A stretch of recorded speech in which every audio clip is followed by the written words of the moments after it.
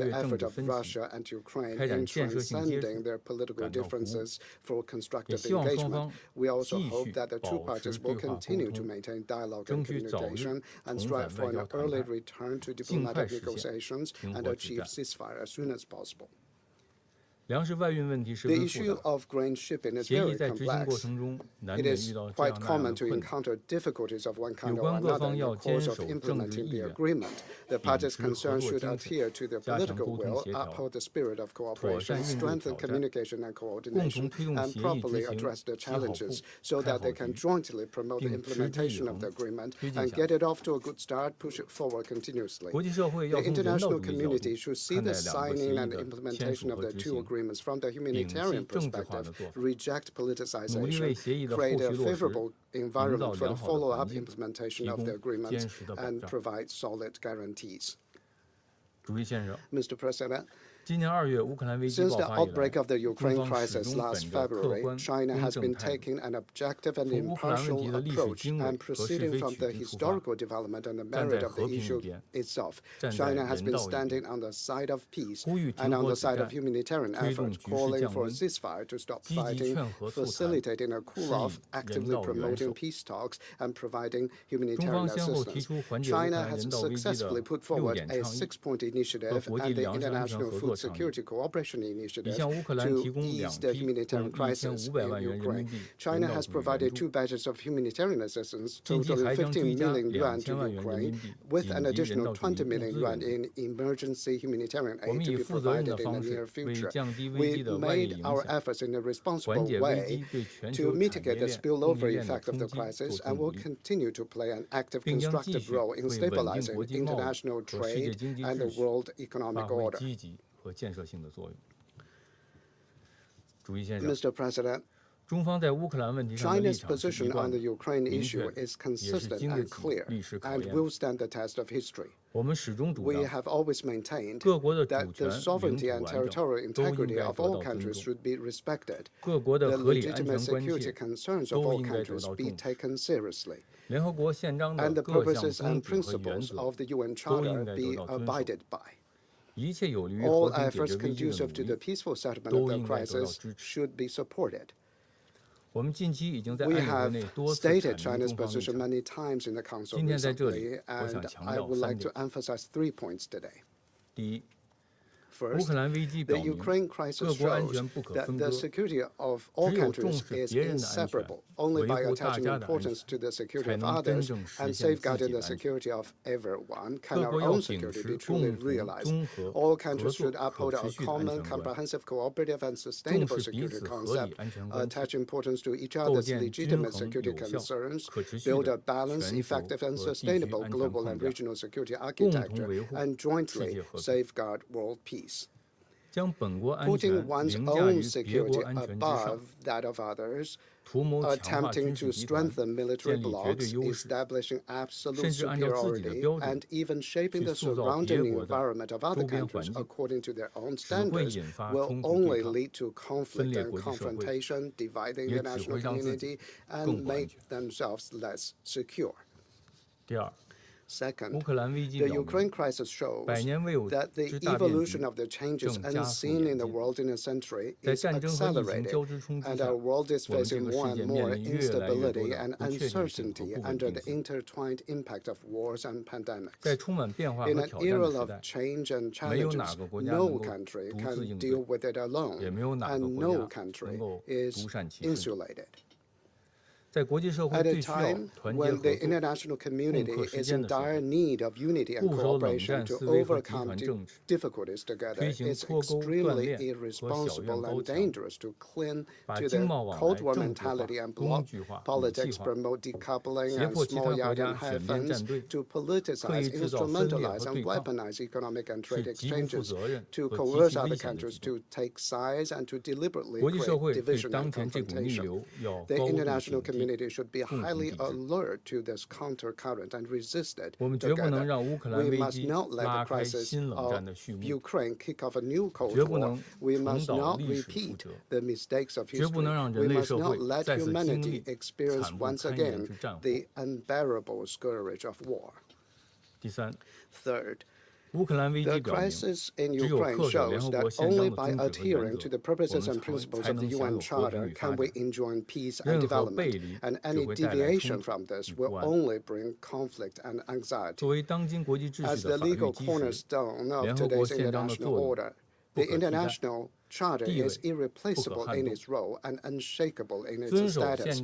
Compliance with the purposes and principles of the UN Charter should be consistent, with words matching with deeds instead of saying one thing but doing another, not to mention double standards or selective application. While some country has repeatedly emphasized the principle of sovereignty over the issue of Ukraine, it has incessantly challenged the sovereignty of China over Taiwan, and even deliberately created tension in the Taiwan Strait. This is a disregard and infringement of the principles and purposes of the UN Charter. China has always respected the sovereignty of other countries and certainly hopes that its own sovereignty be respected by other countries.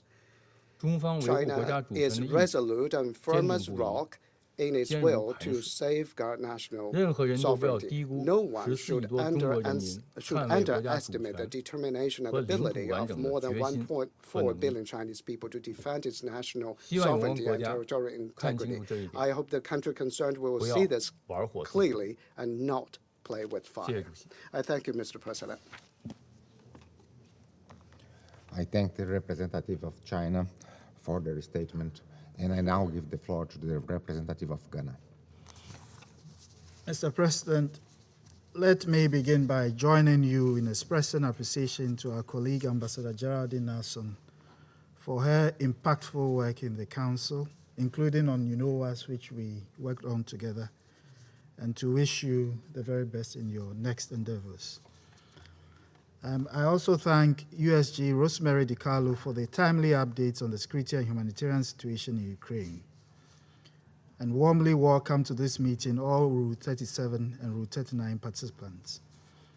Ghana deeply regrets the unrelenting hostilities several months into the start of this needless conflict, in spite of the mounting civilian death toll and the extensive destruction caused to economic infrastructure, cultural sites, monuments, and livelihoods. We also continue to worry deeply about the expanding humanitarian threat as more civilians, particularly children, women, the aged, and persons with disability, come under the barrage of crossfires and are forced to flee their homes or to shelter in bunkers with limited access to food, clean water, and basic services. As we have forcefully stated previously, infrastructure and livelihoods could potentially be rebuilt after the war, but the tragic reality of human lives lost to this senseless conflict cannot be recovered. It is for this reason that we wish to use this opportunity to renew our call on the Russian Federation to stop this war and to heed the international community's call to unconditionally withdraw all of its troops from the internationally recognized borders of Ukraine. In making this genuine call on the Russian Federation, we are mindful of and acknowledge the stated security concerns which we believe could be effectively addressed by Pacific settlement, as provided for by the Charter of the United Nations, through intense diplomacy, underpinned by unconditional dialogue and a commitment to cooperation. The solution required is certainly not a military one, but a political settlement that takes into account the security concerns of the parties and assures the stability of the entire region. Mr. President, we are concerned by the persistent inability of this Council to support the parties to engage in substantial discussions about urgent ceasefire and peace initiatives, despite the Charter obligation on the Council to shoulder the primary responsibility for maintaining international peace and security. The current situation affects the reputation of the Council and undermines its credibility as an effective arbiter in other conflict theaters. In the light of the Council's handicap, Ghana encourages and affirms its steadfast support to the continued deployment of the good offices of the Secretary General in the international endeavor to bring an end to the war and facilitate a diplomatic solution to the crisis in Ukraine. Ghana commends the Secretary General and other leaders, especially those of Turkey, for the positive engagement of the parties to the Ukrainian conflict, culminating in the landmark agreement on the initiative on the safe transportation of grain and foodstuffs from Ukrainian ports signed in Istanbul on 22 July 2022. We also welcome the Memorandum of Understanding between the Russian Federation and the United Nations Secretariat on promoting the access of Russian food products and fertilizers to world markets. Ghana takes note of the official inauguration of the Joint Coordination Center in Istanbul and remains confident of the prospect of a swift and effective implementation of the agreements in order for commercial operations to resume in the Black Sea and contribute substantially in helping to stabilize international prices of food and fertilizers, which are currently priced beyond the capacity of many consumers and users. Mr. President, these are difficult times for Ukraine, and we are pained by the traumatic circumstances that the people of Ukraine have been forced into by the war. The mental impact, especially on children, is likely to have devastating consequences for several years to come. In this connection, humanitarian efforts should not only focus on the physical needs of the affected civilians, but also on their psychological needs and emotional health, as the damage of the war will result in long-lasting psychological trauma.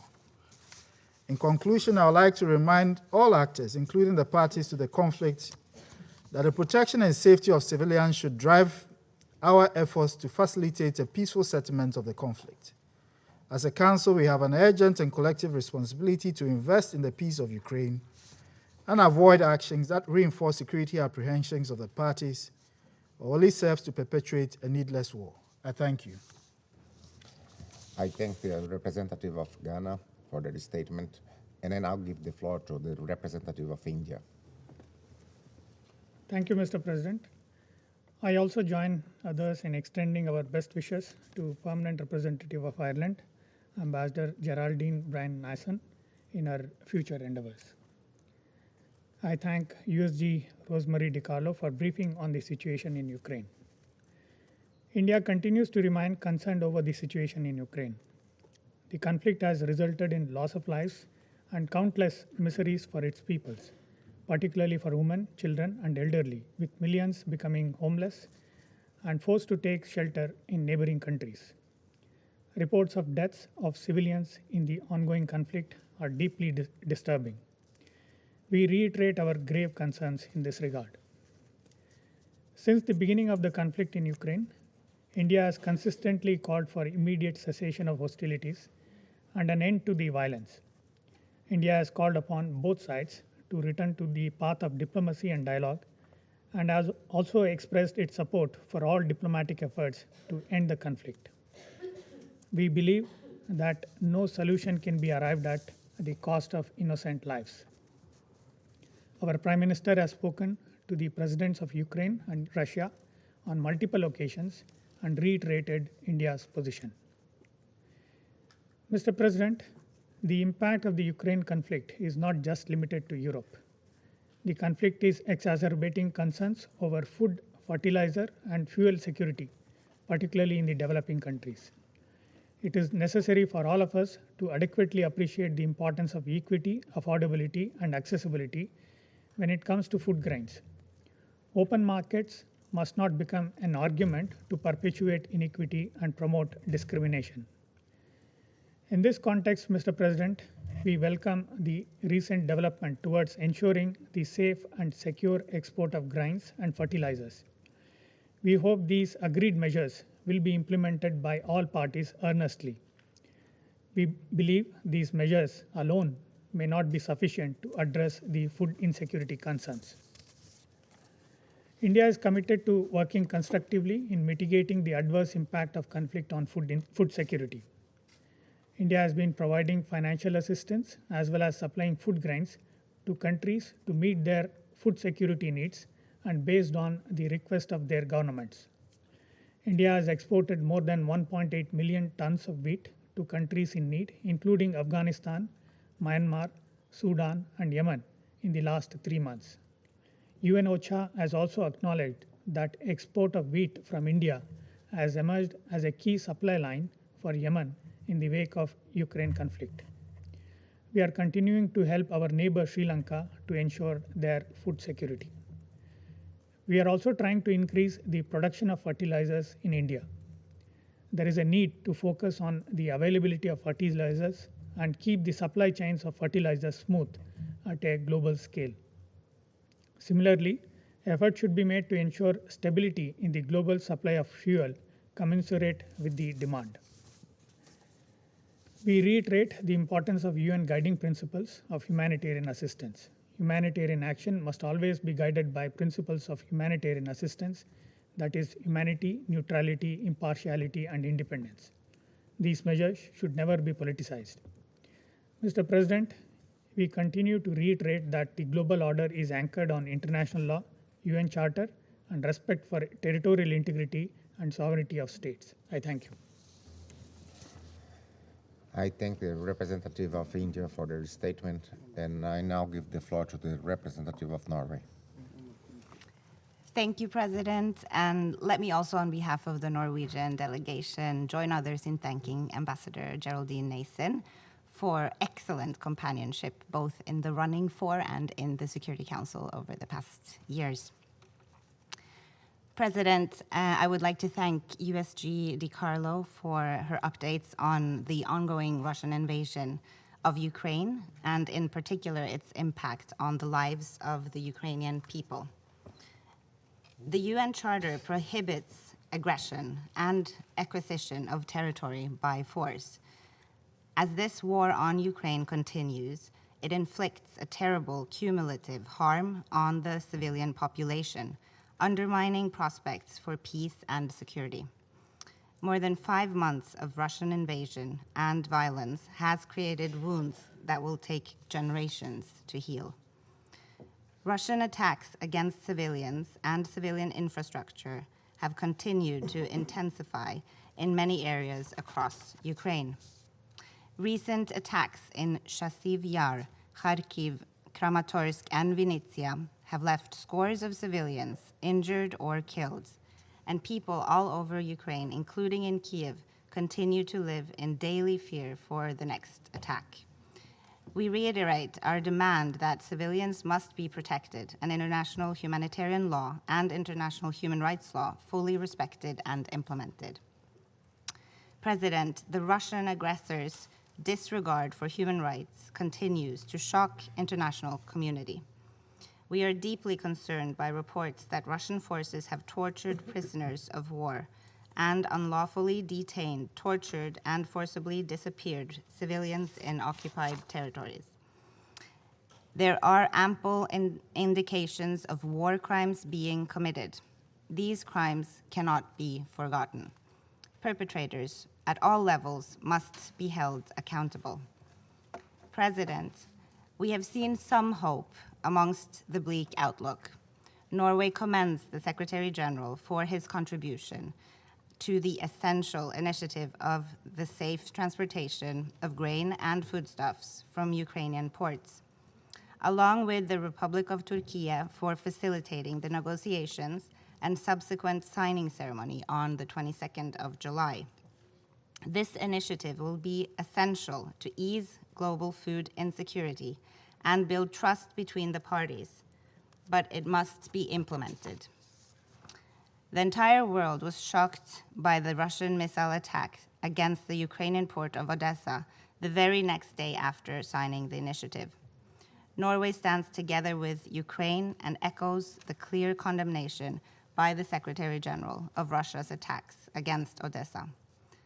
President, the war in Ukraine is a human crisis purposefully created by Russian leaders. They bear the responsibility to end this war. They must end this suffering, both for the Ukrainian people and for all people around the world impacted by the consequences of Russia's actions. We demand an immediate cessation of hostilities by the Russian Federation against Ukraine and the full and immediate withdrawal of the Russian forces and military equipment from Ukraine's internationally recognized borders and territorial waters. And we support all sincere efforts towards political dialogue, negotiation, and mediation. President, in May, this Council expressed a unified support for the efforts of the Secretary General in the search for a peaceful solution.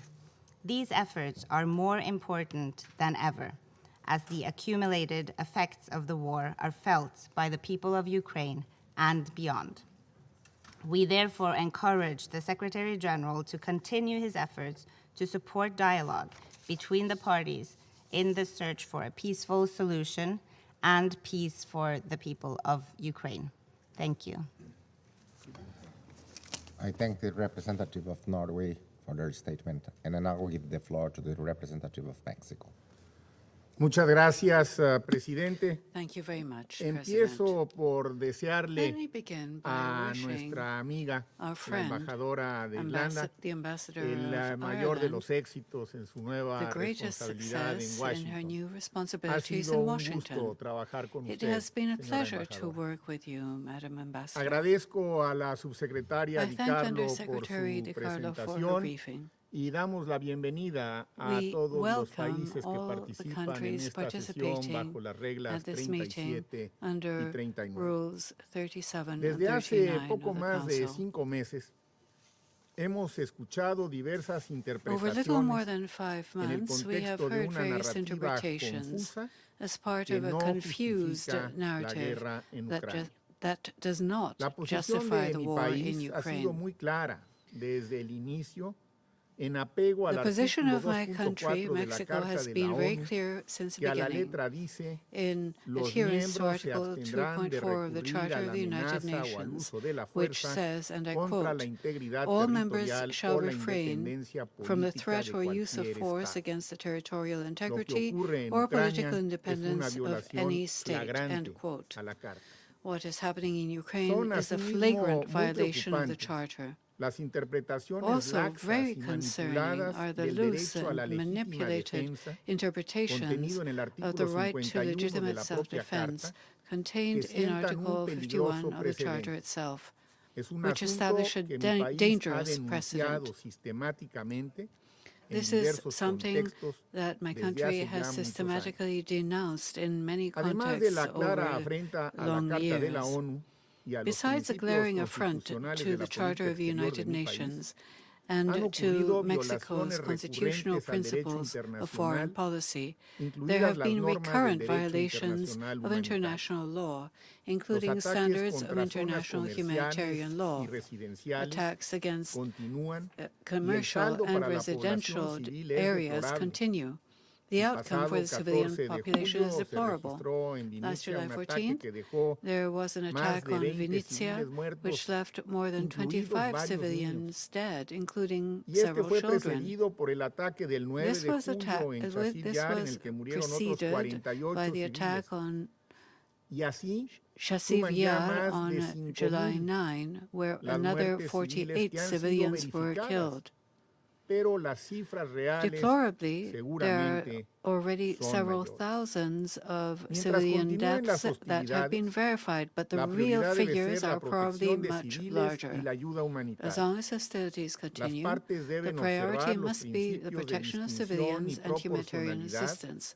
The así como parties tomar must todas observe las the precauciones principles of necesarias distinction para and proteger tanto a proportionality la población and take all of como the a la necessary infraestructura precautions civil. to protect both the Algunas medidas population and específicas que civilian deben adoptarse de infrastructure. manera prioritaria Some son priority la measures that must be divulgación taken veraz as y a oportuna priority are de información truthful y de and alertas, timely reporting of la information retirada de la and población alerts, civil a lugares seguros, withdrawing the civilian la population construcción to de safe refugios, places, la building movilización y el shelters, acceso de las organizaciones de mobilizing and protección ensuring civil access y for el no civilian uso protection de armas con organizations, efectos and not using indiscriminados weapons en with áreas densamente pobladas, indiscriminate effects por in mencionar densely algunas. populated areas, El to llamado que mention just a reiteramos es few. inequívoco.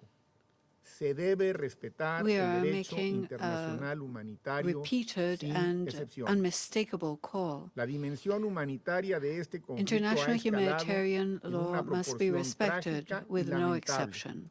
Se estima The que son ya humanitarian cerca de dimension of this 16 conflict has millones de escalated personas to con tragic necesidades and pitiful humanitarias de diversa índole, proportions. pero It muchas is de ellas estimated that son necesidades already muy almost críticas. 16 million people Señor presidente, have el mundo ha humanitarian seguido needs con of gran various atención kinds, los many acuerdos of them extremely suscritos en critical. Estambul el President, pasado 22 the de world junio. has closely followed México the reconoce agreement el signed in compromiso y Istanbul el last esfuerzo que ha July supuesto 22. para ambas Mexico partes, acknowledges the para Rusia y commitment para and Ucrania, efforts this has meant for alcanzar both dichos parties acuerdos Russia and Ukraine have made to reach these agreements, as well as the diligent facilitation of the government of Turkey. We praise the vision, the initiative, and the momentum that Secretary General Antonio Guterres provided, as well as the skillful work of his mediation team. Just as we welcomed the good offices of the Secretary General in the statement of May 6, today we express our acknowledgement and reiterate our support for the Secretary General to continue the delicate task of seeking new ways to make progress in pacifying the region.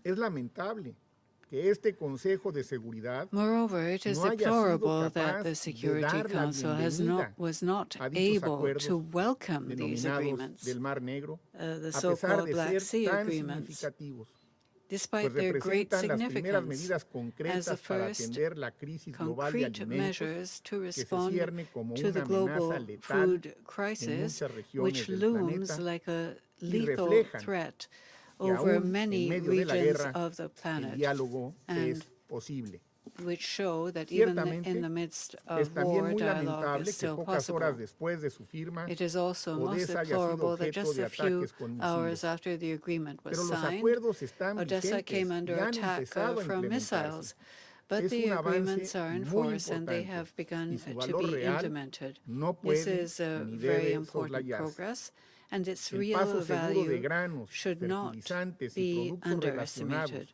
The safe passage of grain, fertilizer, and related products towards world markets is a lifesaver for millions of people depending on it, who live in food insecurity and who can fall into famine very easily. Though Istanbul has sent encouraging signals to all of us, the complete cessation of hostilities must be the true goal. The immediate future calls for openness, dialogue, and true commitment, both from the parties involved and from the international community, in order to put an end to this war. Mexico reiterates its conviction that the only path to achieve this is through diplomacy. This implies continuing with the work of mediation provided in the Charter of the United Nations itself. And for this reason, we call on the Secretary General and on his team to give continuity to the agreements reached. Thank you very much, President. I thank the representative of Mexico for his statement, and I give the floor now to the representative of the United Kingdom. Thank you, President. And I join others in thanking Ambassador Byrne-Nason for her stalwart and eloquent defence of international peace and security during your tenure on the Security Council and elsewhere. We will miss you. President, I'd like to start by thanking Under-Secretary General De Carlo for her briefing. First, we join others in welcoming the 22nd of July deal agreed in Istanbul to export the grain trapped by Russia's blockade of Odessa and other ports. We commend the role of the United Nations and Turkey in brokering this solution. The agreement is undoubtedly important. Its implementation is now vital, so that Ukrainian farmers' grain can once again be baked into bread in markets and on tables around the world, and enable the World Food Programme to address pressing famine conditions, including in Somalia and Ethiopia. Second, we cannot forget the record of Russia's atrocities and crimes in the over 5 months since Russia invaded Ukraine. Before the ink was even dry on the 22nd of July grain agreement, Russia brazenly attacked Odessa port. This latest attack follows others: breaches of international humanitarian law in Bucha and Irpin, the attacks on civilians in the Mariupol theatre, Kramatorsk train station, Kremenchuk shopping mall, apartment buildings in Chasiv Yar and Vincia, and the widespread torture and abuse of detainees, including women and children, as identified by Human Rights Watch and the OSCE Moscow mechanism. The video this week of the castration of a Ukrainian prisoner of war by Russian soldiers is an illustration of Russia's barbarism and criminality. Third, President, Russia has violated the UN Charter and breached its obligations under that charter.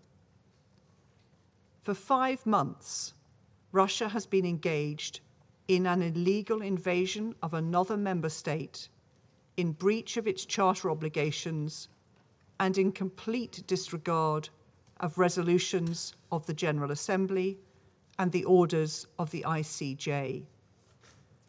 Preparations for sham referenda in Kherson and Zaporizhia are the latest examples of Russia's breaches of Ukrainian sovereignty and territorial integrity. So, Mr. President, we continue to demand that Russia end its invasion, withdraw from Ukraine, and uphold its obligations under the UN Charter. I thank you. I thank the representative of the United Kingdom for her statement, and I give the floor now to the representative of the Russian Federation. Спасибо, господин председатель. Thank you, Mr. President. За прошедший с момента предыдущего Since заседания the Совета previous Security Безопасности по Council Украине meeting месяц, on Ukraine a month нам ago, удалось значительно we have продвинуться в managed to make реализации задач, significant progress in achieving the ставящихся в ходе objectives специальной военной операции. set for the special military operation. Со взятием With the Северодонецка и taking of Лисичанска, Severodonetsk and российские Lysychansk, вооруженные силы Russian armed формирования forces народных and the республик formations of the полностью People's освободили Republics have fully территорию ЛНР. liberated the territory of the LPR. Продолжается планомерное наступление The в steady ДНР. movement into DPR is Всего в continuing. республиках In освобождено total, уже within the 255 republics, населенных пунктов. 255 Лишь вопрос towns and времени, villages have когда been вся их liberated, and it's территория only a matter вернется of под time контроль before their населения full Донбасса. territory returns to the control of the population of Donbass. Всемирную сеть The заполнили internet has been видеоролики о том, filled with video как в clips освобожденном of how Лисичанске in жители liberated выходили на улицы Lysychansk, и встречали the people российских living there военных came out onto и the силы streets and народной met милиции Russian forces and с the forces of георгиевскими the People's ленточками в Militia руках с with St. российским George's флагом. ribbons and with Russian Предлагаю flags. всем, кому за это I would время suggest that изрядно all надоели those who have grown украинские tired over all пропагандистские this time сказки of про Ukrainian российскую propaganda армию, fairy tales about the Russian якобы army that is терроризирующую allegedly местное terrorizing the население. local population, Посмотреть эти I would suggest видеокадры that you с look at реакцией these живых videos людей, showing the reactions of с real их слезами people, радости, когда their они tears смогли of наконец joy when they выйти из were at last укрытий able и to больше не leave боятся their shelters украинских and no longer националистов. needed to fear Ukrainian nationalists. Полным ходом идет восстановление The освобождаемых reconstruction of the территорий. liberated territories is proceeding Благодаря at нашим pace. усилиям Thanks возвращается to к our мирной жизни efforts, Мариуполь, где normal life возобновлено is returning центральное to Mariupol, водоснабжение и where central восстанавливается water подача supply has been электроэнергии. restored and electricity is being restored В as well. ЛНР начаты работы In по строительству LPR, магистрального work has begun on the водопровода. construction of a А в major самом water Луганске pipeline, and in Lugansk многофункционального itself, a медицинского центра. multifunctional medical center is being built. Жестокость The украинских cruelty of the националистов, Ukrainian их безразличие к nationalists, жителям Юга their и Востока indifference to Украины those living in the очень south and сильно east of сказались Ukraine на has had a настроениях в serious этих impact регионах. on the mood in these regions. В Запорожской и In Херсонской области Zaporozhye and выстраиваются Kherson очереди Oblasts, за people are получением lining up российских to паспортов. receive Russian passports. Несмотря на то, что Despite the украинские fact власти that пытаются Ukrainian всячески authorities are запугать trying своих to do everything граждан, they can to совершая intimidate their теракты против citizens and сотрудников carrying out гражданских terrorist администраций attacks и against инициируя those working for уголовные the city преследования administration and за переход в initiating российское criminal гражданство, proceedings for people moving люди over to делают Russian выбор в citizenship. пользу той страны, People которой are они choosing доверяют, the country that в they пользу trust. нормального будущего They're для choosing a себя и своих normal детей. future for themselves and their children. Украина теряет этих Ukraine людей на is глазах, losing как в these свое people время она before its потеряла eyes, жителей just as in the Донбасса, past it против lost the которых residents of киевский режим Donbass, against в whom the 2014 Kiev году regime начал in войну на 2014 уничтожение. began a war of annihilation. Киевский режим The Kiev пытается regime мстить даже своим is trying военнослужащим, to которые get vengeance осознали even on its бессмысленность own service выполнения personnel who преступных have приказов acknowledged the и сдались в плен, pointlessness of carrying чтобы out these получить criminal шанс на orders искупление и мирную and are жизнь. giving themselves up to have a chance of a Сегодня peaceful утром из life. поставленных This США morning РСЗО from «Хаймарс» был обстрелян следственный изолятор около Еленовки в Донбассе, someone near Yelenevsk in Donbass was shelled from these weapons received from the в United результате States, чего as a погибло более result of which 50 more than пленных украинцев. 50 Ukrainian prisoners were killed. Однако такие акции устрашения лишь подстегнут процесс сдачи мобилизованных украинцев в плен. Массовые случаи отказа воевать со стороны солдат ВСУ мы наблюдаем ежедневно.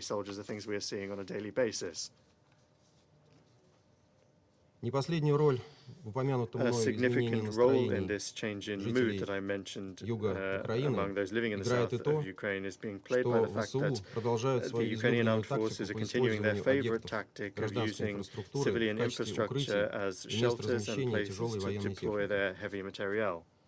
О таком отношении киевского режима к своему народу рассказывают десятки очевидцев, которые, в отличие от так называемых свидетелей украинских и западных расследований, не скрывают своих имен и адресов. Они же указывают на целенаправленные удары ВСУ по гражданским объектам и расстрелы мирных жителей, которые потом выдаются за действия российских войск. Подобные постановки, типа пресловутой Бучи, находят все больше и больше опровержений, игнорировать который практически невозможно.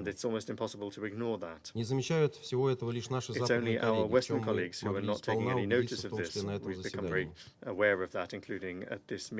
Наша британская коллега дала исчерпывающий список таких провокаций. Спасибо большое. Господин председатель, за прошедший месяц наметились подвижки в вопросах вывоза украинского зерна, а также доступа российской продукции и удобрений на мировые рынки. 22 июля в Стамбуле были подписаны два отдельных документа на этот счет, составляющие пакетное соглашение. Хочу подчеркнуть, что мы были готовы урегулировать эти вопросы еще в апреле, после их обсуждения на встрече в Москве президента Владимира Путина и Антонио Гутерреша. Но Киев и его западные кураторы пытались саботировать пакетный характер договоренности, выпячивая лишь ту их часть, которая касается украинского зерна. Это при том, что речь идет, по нашим данным, всего лишь о примерно 5 миллионах тонн, то есть о менее чем 1% общего зерна на мировом рынке. Благодарим Генсекретаря ООН и турецкую сторону за то, что они не пошли на поводу у западного лагеря, что во многом и позволило заключить упомянутые договоренности. Подписание меморандума России и ООН о содействии продвижению российских продуктов питания на мировые рынки лишний раз доказывает абсолютную неуместность попыток свалить на нашу страну вину за искусственно созданные действиями западных государств мировой продовольственный кризис, признаки которого мы наблюдаем все отчетливее. 26 июля начал работу совместный координационный центр по безопасной транспортировке зерна из украинских портов с участием представителей России, Турции и Украины при подключении сотрудников ООН. Рассчитываем, что в скором времени стамбульские договоренности начнут выполняться в полном объеме, а генсекретарь, в соответствии с взятыми им обязательствами, сделает все, чтобы устранить препятствия, созданные ЕС, США и США в области оплаты, страхования и логистики российских грузов.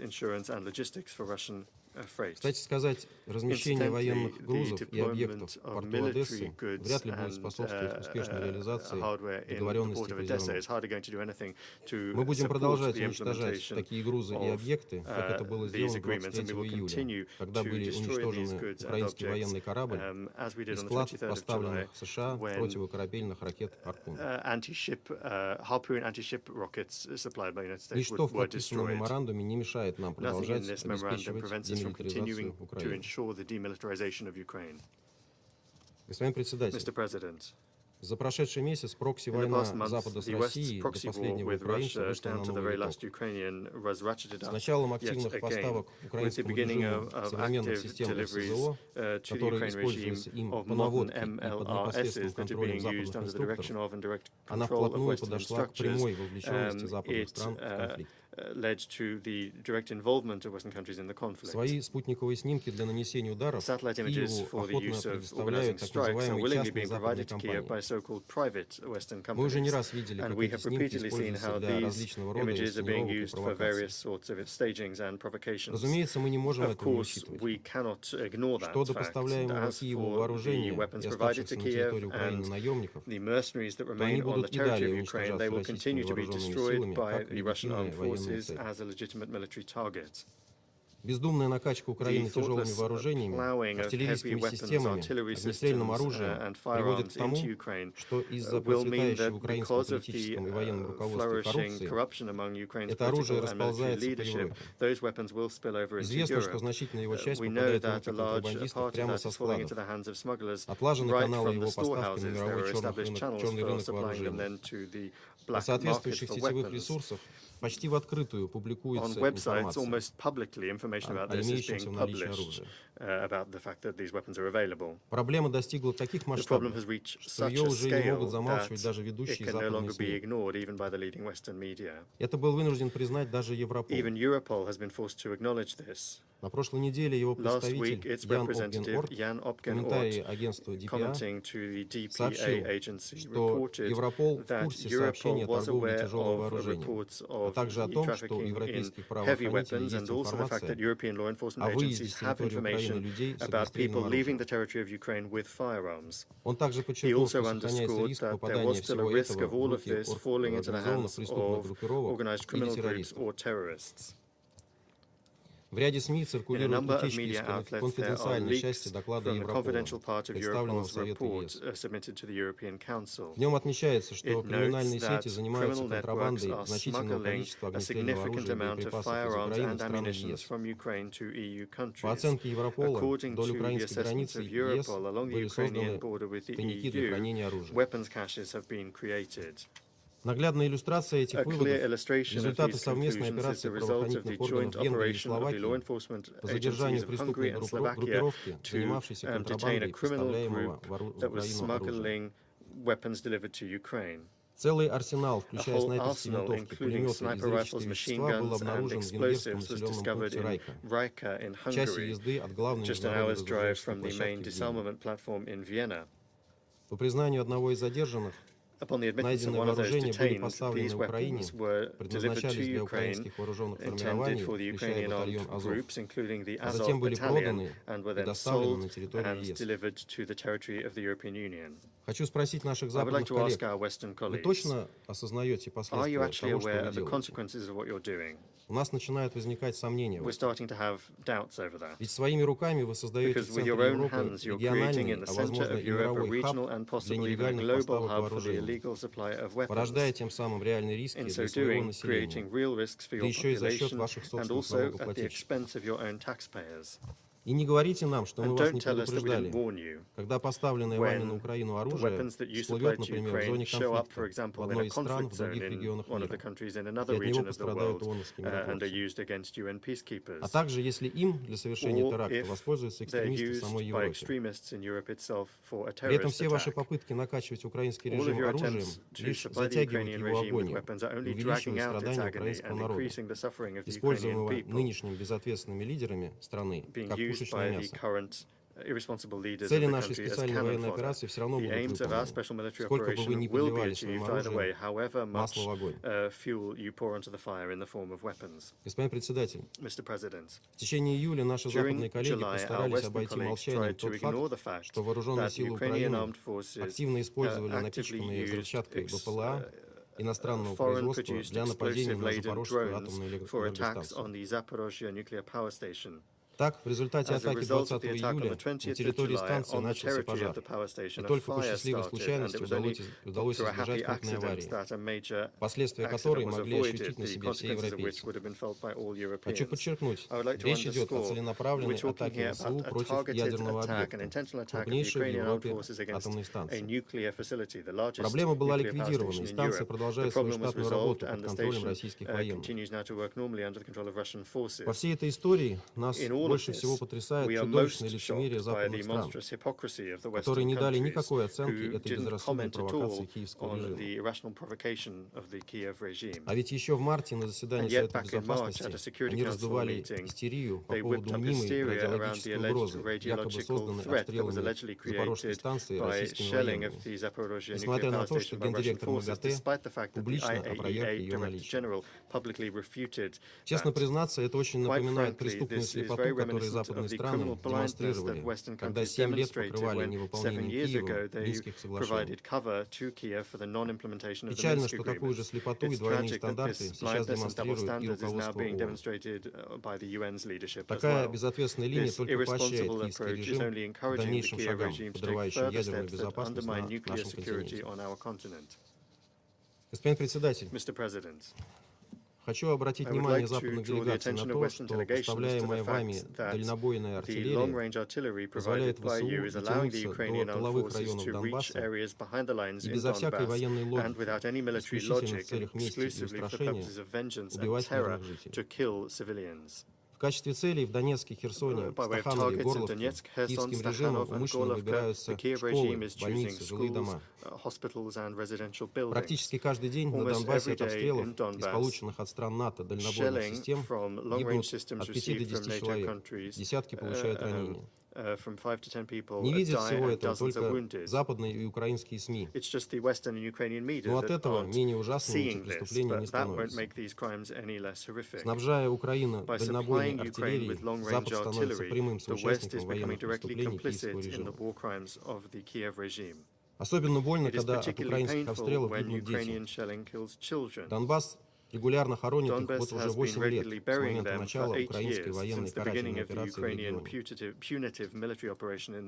Позавчера, 27 июля, в ДНР прошел День памяти детей жертв войны на Донбассе.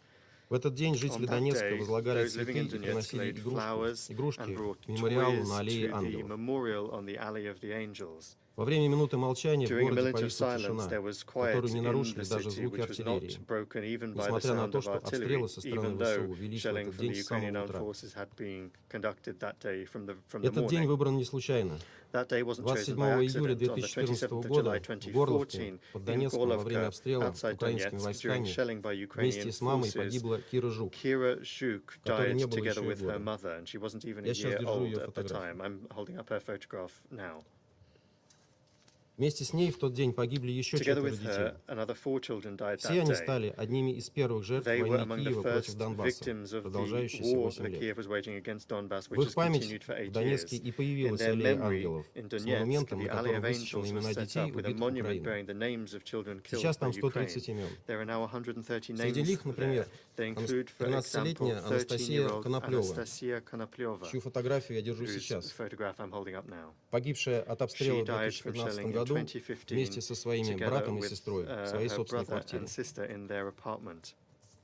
К сожалению, этот ужасный список регулярно пополняется. С февраля в одной только ДНР погибло 249 мирных жителей, включая 16 детей. Я хочу, чтобы вы посмотрели на фотографии 10-летней Вероники Бадиной, погибшей 5 июля от обстрела ВСУ в Донецке, и 7-летней Маши Евтуховой, погибшей 6 июля на детской площадке вместе с еще 3 сверстниками. Я сознательно показываю вам именно их, не только потому, что Украина убила их в этом месяце. Они, как и 3 других детей, погибли от снарядов, выпущенных из западных артиллерийских установок. Пока вооруженные силы Украины их не получили, они до этих районов попросту не добивали. А теперь могут. А знаете, что в этот вечер, после убийства вооруженными силами Украины 5 детей подряд, заявил украинский президент Зеленский? Вы думаете, он выразил соболезнования родителям, потерявшим самое дорогое? Нет. Я процитирую это его заявление. Начало цитаты. Наконец-то чувствуется, что очень мощно заработала западная артиллерия. То оружие, которое мы получили от наших партнеров. Ее точность действительно такая, как нужно. Конец цитаты. Я сейчас обращаюсь к моим американским, британским и французским коллегам, сидящим в этом зале. Я хочу, чтобы вы это четко поняли. Из поставляемого вашими странами на Украину оружия, приобретаемого на деньги ваших налогоплательщиков, убивают детей. А президент этой страны еще и открыто глумится над этим, восхваляя точность вашего оружия. Вы именно этого хотели добиться? А если нет, то где слова вашего осуждения подобного неслыханного кощунства? Наверное, некоторые сейчас в этом зале подумали, что украинский режим убивает детей в Донбассе ненарочно. И их гибель скорее, используя терминологию наших бывших американских партнеров, побочный эффект от военных действий. Вынужден вас разочаровать, это делается сознательно. Покажу вам еще одну фотографию. Знаете, что это такое? Это мина-лепесток, устанавливаемая дистанционно, которую сейчас активно разбрасывают в Донбассе кассетными боеприпасами украинские войска. Ее особенность в том, что она размером с ладонь, практически незаметна на земле и очень похожа на детскую игрушку. Если ее тронуть или на нее наступить, раздается взрыв. Взрослого человека он покалечит, а ребенка почти наверняка убьет. Так вот, ответьте мне, зачем разбрасывать эти смертельные игрушки глубоко в тылу, посреди мирных городов? Ответ очевиден, чтобы убить как можно больше детей. Такая жестокость может кого-то поставить в тупик. Но те, кто присутствовал на наших двух последних неформальных заседаниях Совета Безопасности по формуле Ария, прекрасно понимают, что корни этой ненависти жителям Юга и Востока Украины в идеологии украинского национализма и неонацизма. Мир узнает еще много нелицеприятных фактов об этих ужасных явлениях, на которые западные покровители Украины предпочитают не обращать внимания. И вот наглядный результат вашей слепоты. Уважаемые коллеги, после демонстрации этих детских фотографий, я думаю, излишне даже говорить, что денацификация и демилитаризация Украины будет осуществлена в полном объеме. Из этого государства больше не должна исходить угроза ни Донбассу, ни России, ни освобожденным украинским территориям, где люди впервые за несколько лет почувствовали, что значит жить так, как они этого хотят. В заключение хотел бы вновь обратиться к нашим западным коллегам. Поставляя Украине дальнобойные артиллерийские системы и РСЗО, вы, по сути, двигаете необходимую для мирного развития упомянутых районов условную линию безопасности дальше на запад, уточняя таким образом цели и задачи нашей специальной военной операции. Задумайтесь над этим, как и над тем, что после ее окончания вам так или иначе все равно придется жить рядом с нами и сотрудничать. Условия для этого этапа вы сейчас во многом задаете сами. И поверьте, что ваша готовность помогать украинцам убивать донецких и луганских детей вряд ли будет забыта как украинским, так и российским народом. Спасибо за внимание. I thank the representative of the Russian Federation for his statement, and I give the floor now to the representative of Kenya. Thank you, Mr. President. The Kenya delegation wishes Ambassador Geraldine Nason great success in her next assignment as Ireland's chief representative to the United States. Geraldine, your determination and persistence in pursuit of the security of the most vulnerable will be missed in the Security Council. I thank Undersecretary General Rosemary DiCarlo for sharing her assessment of the dire situation in Ukraine and the efforts that are underway to relieve the humanitarian crisis.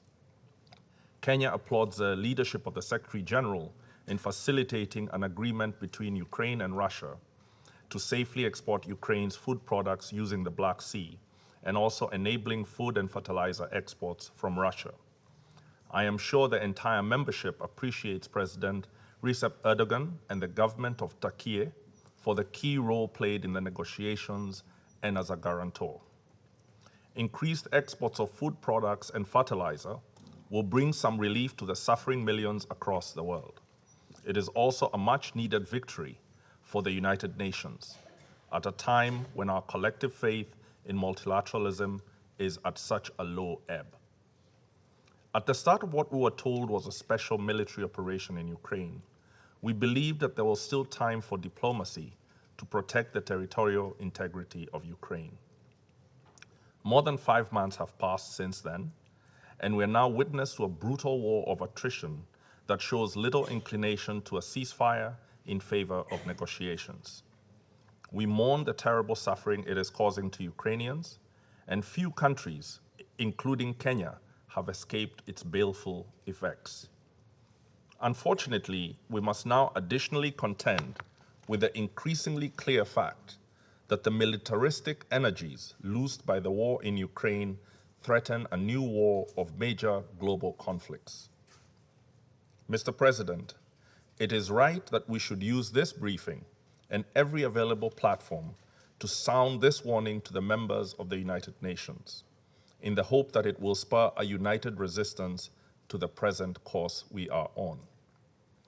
If we fail to inspire or pressure the warring parties and their allies to the table, then I hope that we shall use the regional and global instruments available to us to find some degree of security. Mr. President, it is time we also deliberated on responses to the global threats of the situation in Ukraine. The European security order is in ruins. It has been replaced by military political alliances preparing for war and trying to deter and contain one another. The situation in Europe today is a dire threat to international peace and security. Its great power alliances and their projections of power are endangering the stability of the Korean Peninsula and the South China Sea, to mention just two potential flashpoints.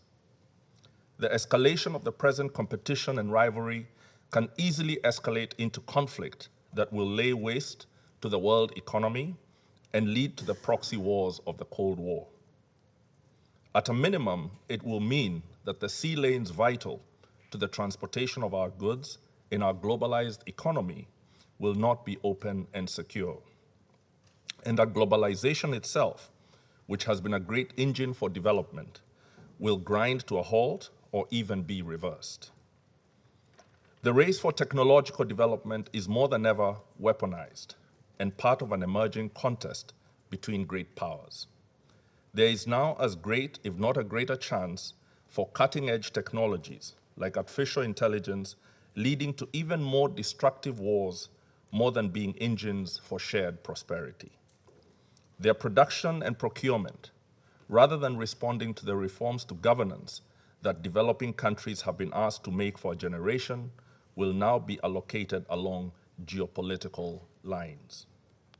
Meanwhile, a future of extreme political and economic instability, leading to the impoverishment and death of millions from the effects of climate change, looms. Mr. President, sitting here in the Security Council, it is difficult to argue that our briefings, debates, and decisions meaningfully respond to these profound threats to international peace and security. That needs to change so that the world does not turn its back to this hallowed chamber, which still has useful tools to help relieve and even solve some of the challenges I have described. It is not enough for Kenya to only sound the alarm. We must use the urgency of this moment to take more ambitious and courageous actions to rescue multilateralism and our common peace. To that end, Mr. President, allow me to make 5 recommendations. First, the world will believe in the mandate of the Security Council if it can assist deliver a cessation of hostilities in Ukraine and support a lasting settlement that stabilizes the European security order. The Council should do that while respecting the sovereignty, territorial integrity, and political independence of Ukraine. As difficult as it is to achieve these goals, they are the minimum required if the Security Council is to be credible and able to take on the other challenges I have outlined. Second, the Security Council must stop being the echo chamber for growing appeals for humanitarian aid as millions of lives around the world are threatened by extreme food insecurity. The conflict in Ukraine, like the COVID pandemic, has proved that distributed production, particularly in Africa and the developing world, is a key safety net. If the great powers want to make their case to Africa, they should start by partnering with us to deliver fertilizer independence and gains in our agricultural productivity. Third, agreeing to meet and even exceed the Paris climate commitments at the upcoming COP27 in Egypt is a minimum deliverable by the industrialized countries. In addition, climate adaptation and mitigation should be a core operating system in the international financial institutions and every government, to the point that there are fundamental changes to the global financial system and its treatment of debt and investment in the developing world. It should respond robustly to regions suffering extreme climate change effects and that are in need of strong and shared development. Fourth, we believe that the useful work that the World Bank has done in fragility, conflict, and violence is a promising foundation for action. It should be strongly coordinated with climate change action, as I have described briefly, and to the peace-building agenda of the United Nations. The Bank's development knowledge and resources, coordinated with the UN's humanitarian aid, peace-building, and peacekeeping knowledge, plus its ground presence, can make real inroads in delivering peace and resilience. Fifth, and finally, Mr. President, it is an outcome of a great war that the most powerful states in the United Nations should also be among the greatest shareholders in the Bretton Woods institutions. Even while needing substantial reforms for inclusion, these institutions can still offer ambitious solutions to the major challenges we face. We believe that the Secretary General's Global Crisis Response Group on Food, Energy, and Finance offers a valuable platform for action in the short term. Its recommendations and solutions should receive sufficient financial and operational support and be a bridge to longer-term ambitious reforms and initiatives if we're to save multilateralism and protect our common peace. I thank you, Mr. President, and congratulate you for Brazil's responsible, professional, and skilled presidency for the month of July. I thank the representative of Kenya for his statement, and I give the floor to the representative of Ireland. Thank you very much, Mr. President, and I want to thank you for your very generous tribute to me at the start of what is my last meeting in this chair at this table. Your remarks were very warm and touching. Gaurav Mila Mahagat. I would also like to thank all my colleagues for their kind remarks. I will miss you. Working alongside you in this chamber, most of the time as we do, in defence of international peace and security, has been the privilege of a lifetime and career. Again, Gaurav Mila Mahagat. President, on 22nd July, Ireland welcomed the signing of the Black Sea Grain Initiative, which will, once implemented, help reduce pressure on those countries suffering as a result of food supply constraints and high prices. We know that this agreement did not come easy. We commend Ukraine and Russia for overcoming the obstacles necessary to make it possible. We deeply appreciate the tireless efforts of the Secretary-General and his team. We also recognise the important contribution of President Erdogan and the government of Turkey to bring the sides closer together.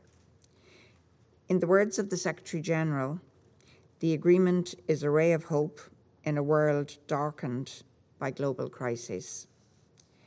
In the past year, global food prices have risen by nearly 1/3 and up to 95 million, that's 95 million more people, many of whom are already enduring hunger exacerbated by the impacts of climate change, conflict, disease, and the global impacts of the coronavirus pandemic. 95 million more could be plunged into acute food insecurity as a result. We urge the full and immediate implementation of the initiative. Simply put, it couldn't be more urgent. That is why the Russian attack on the port of Odessa, less than 24 hours after the agreement was signed, was particularly cynical. We condemn this reprehensible act outright. All parties made clear commitments to ensure the safe movement of Ukrainian grain to global markets to help address the global food crisis, to help reduce pressure on high prices, and to help ease the suffering of millions, including in places already devastated by hunger, like Somalia, Ethiopia, Yemen, and Lebanon. We urge all sides to act in good faith and to implement their commitments without delay. Ireland has been crystal clear since joining this council on the irrefutable link between conflict and hunger. We encourage those who have been reluctant, I would say unwilling, to recognise this link, to think again, to reconsider their position, to look at this global crisis. Mr. President, while we welcome last Friday's agreement, we mustn't forget why this agreement was needed in the first place. For more than 5 months, Russia has waged an unprovoked, unjustified war against Ukraine in violation of international law, a war that is an absolute affront to our UN Charter. Most of us here every day dedicate ourselves to protecting and promoting the Charter. The Charter is our touchstone. This war is a violation of that precious Charter. With each passing day, new harrowing testimony emerges. Innocent men and women targeted by gunfire while evacuating to save their own lives. Children condemned for life to relive the indiscriminate bombing and shelling of their homes, their schools, their playgrounds. Elderly Ukrainians speaking of being brutalized and starved in their own homes. Across the country, civilians are being targeted, displaced, and dying as a consequence of a war not in any way of their making. Just this month, a Russian cruise missile hit civilian areas of Vincia in central Ukraine, killing at least 22 people and injuring more than 100. Amongst those reported to have been killed was a 4-year-old girl with Down syndrome. Absolute depravity. This is not Russia's first attack on Ukraine's towns and cities, as we know too well, but it speaks to a worrying trend of attacks on civilian targets that appear to have just one goal in mind: to intimidate and terrorize the civilian population. Let me be clear, those responsible for such attacks must be held to account. Across Ukraine, attacks on civilian infrastructure have also left millions without access to basic health services, to water, to electricity, to gas, to adequate shelter. We have all seen the images and we have read the reports. Women giving birth in bomb shelters and hospital basements with no electricity for incubators. Unconscionable. Children at imminent risk of being cut off from safe drinking water. Families forced to flee due to fear of bombardment and war, or because the lack of electricity and heat in their homes, their own homes, have become and have made them unlivable. Needs are expected to grow as long hostilities continue, promising to exacerbate an already dire humanitarian situation as winter now soon approaches. We once again call on the Russian Federation to comply with its obligations under international law. Full stop.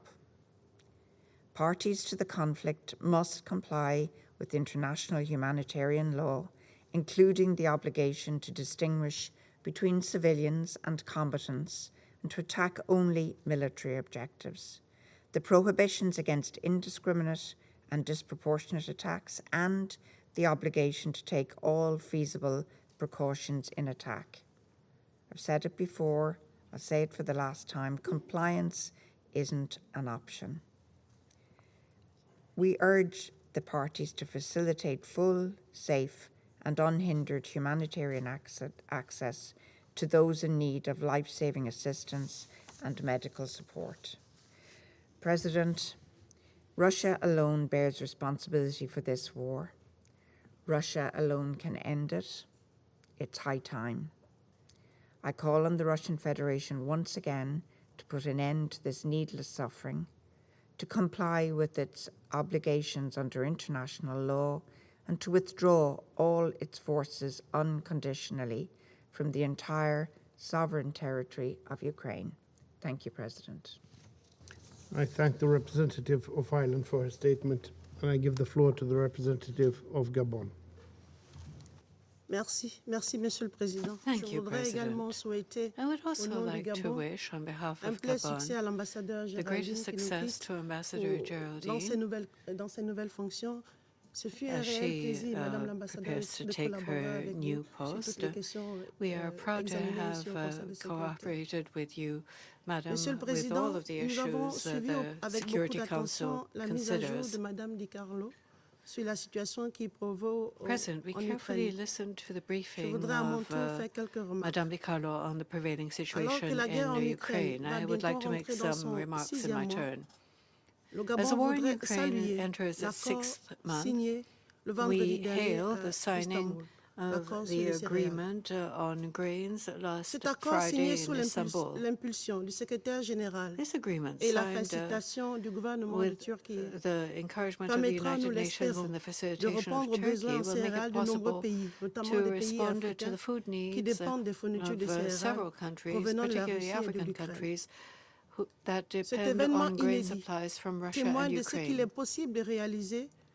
This unprecedented event bears witness to what parties to the conflict are able to do when they overcome their differences for the common good. The implementation of this agreement will need all the more commitment from the parties in order for it to produce all of the expected results. President, the humanitarian consequences of the war can and must be contained. The signing of this agreement is a development which can trigger a positive dynamic. We encourage the countries to take advantage of the momentum to consider additional steps to resolve the crisis. The conclusion of a ceasefire is both urgent, necessary, and within reach, as long as the parties agree to redouble their efforts to reach this goal. To conclude, I wish to express Gabon's support to the initiatives for political resolution of the war, particularly the good offices of the Secretary General. Thank you very much. I thank the representative of Gabon for her statement. I shall now make a statement in my capacity as the representative of Brazil. I thank the missions of Albania and the United States for proposing this meeting, and I thank Under-Secretary General Di Carlo for her briefing.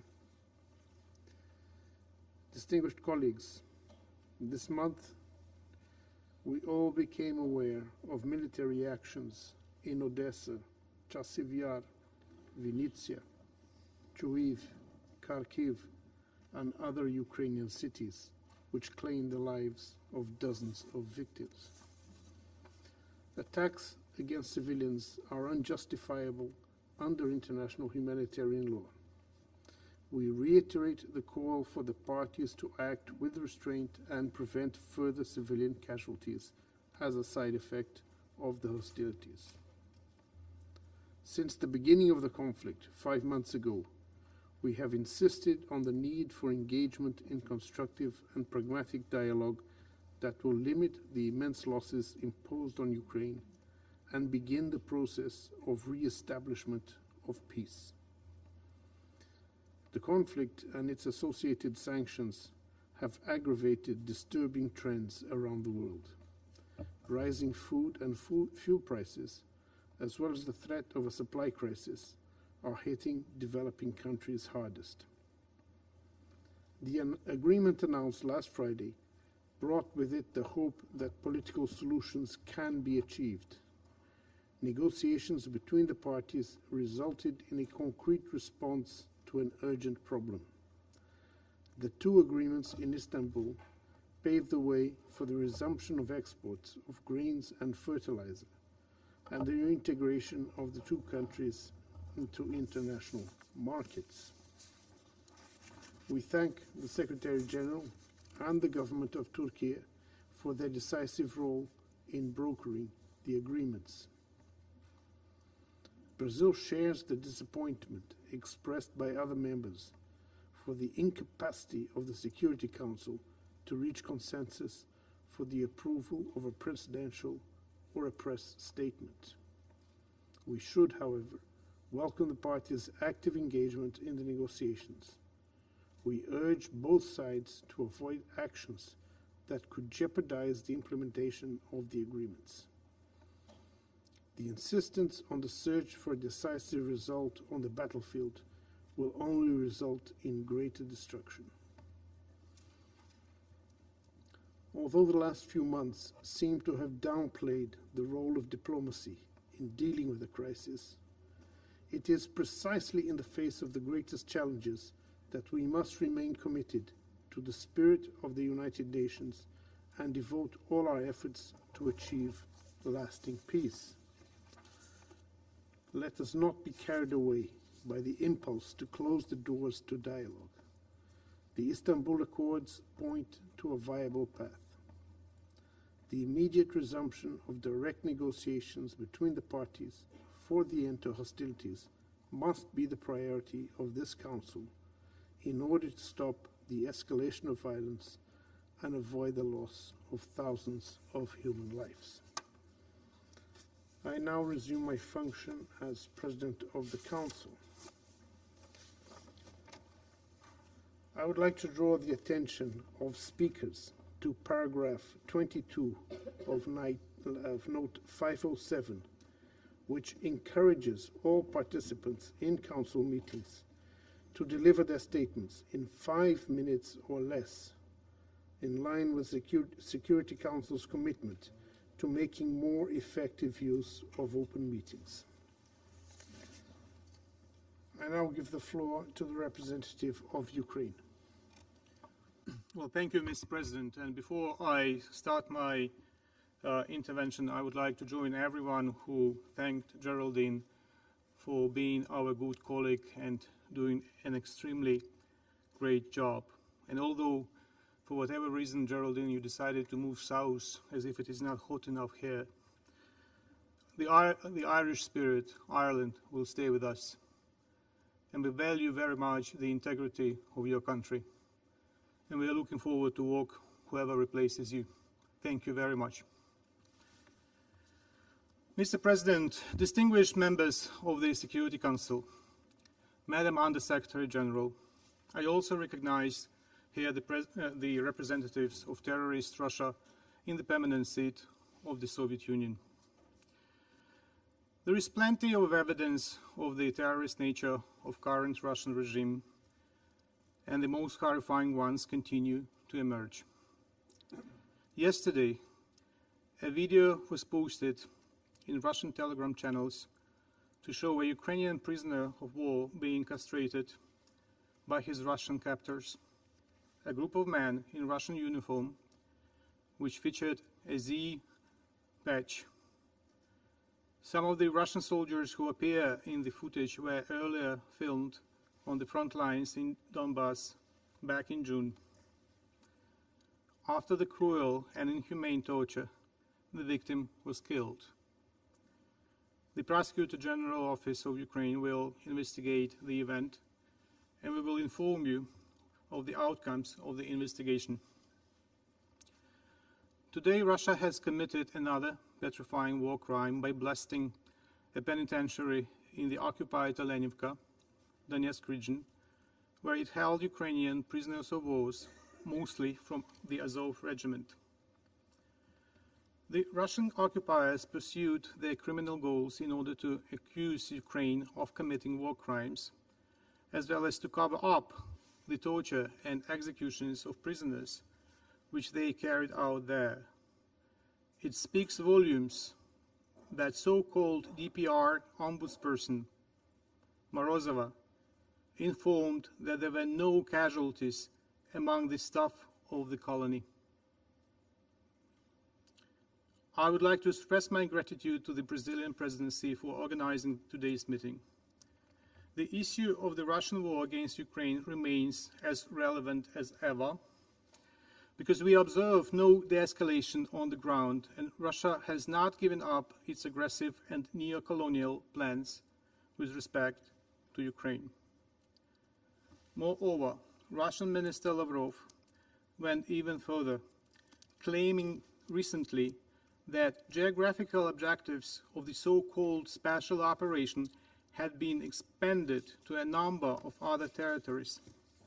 Indeed, it sounded like base wish of a thief to keep possession of what has been stolen. One can hardly expect that Russian behavior in the Council and on the ground will differ. It took less than 24 hours for Russia to manifestly go against the above initiative signed in Istanbul on the 22nd July and shell Odessa port with missiles. One of 3 ports it has committed not to attack according to the above document. As always, Russia contradicted itself in its excuses. Initially, as reported, Russia denied its responsibility for the attack altogether.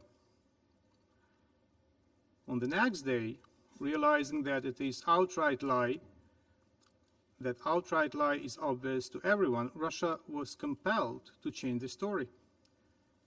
It assumed responsibility, however, by telling another lie that a missile store in Odessa port was targeted.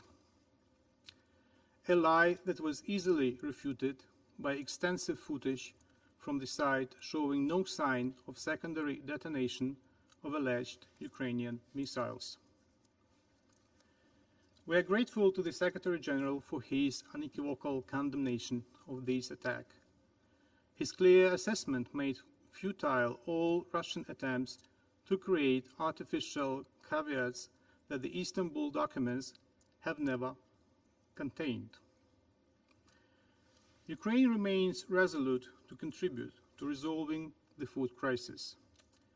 We will engage constructively with the activities of the Joint Coordination Center, officially inaugurated in Istanbul on the 27th of July. Now, it is the responsibility of international partners to ensure Russia's compliance with its obligations within the framework of the safe functioning of the grain corridor.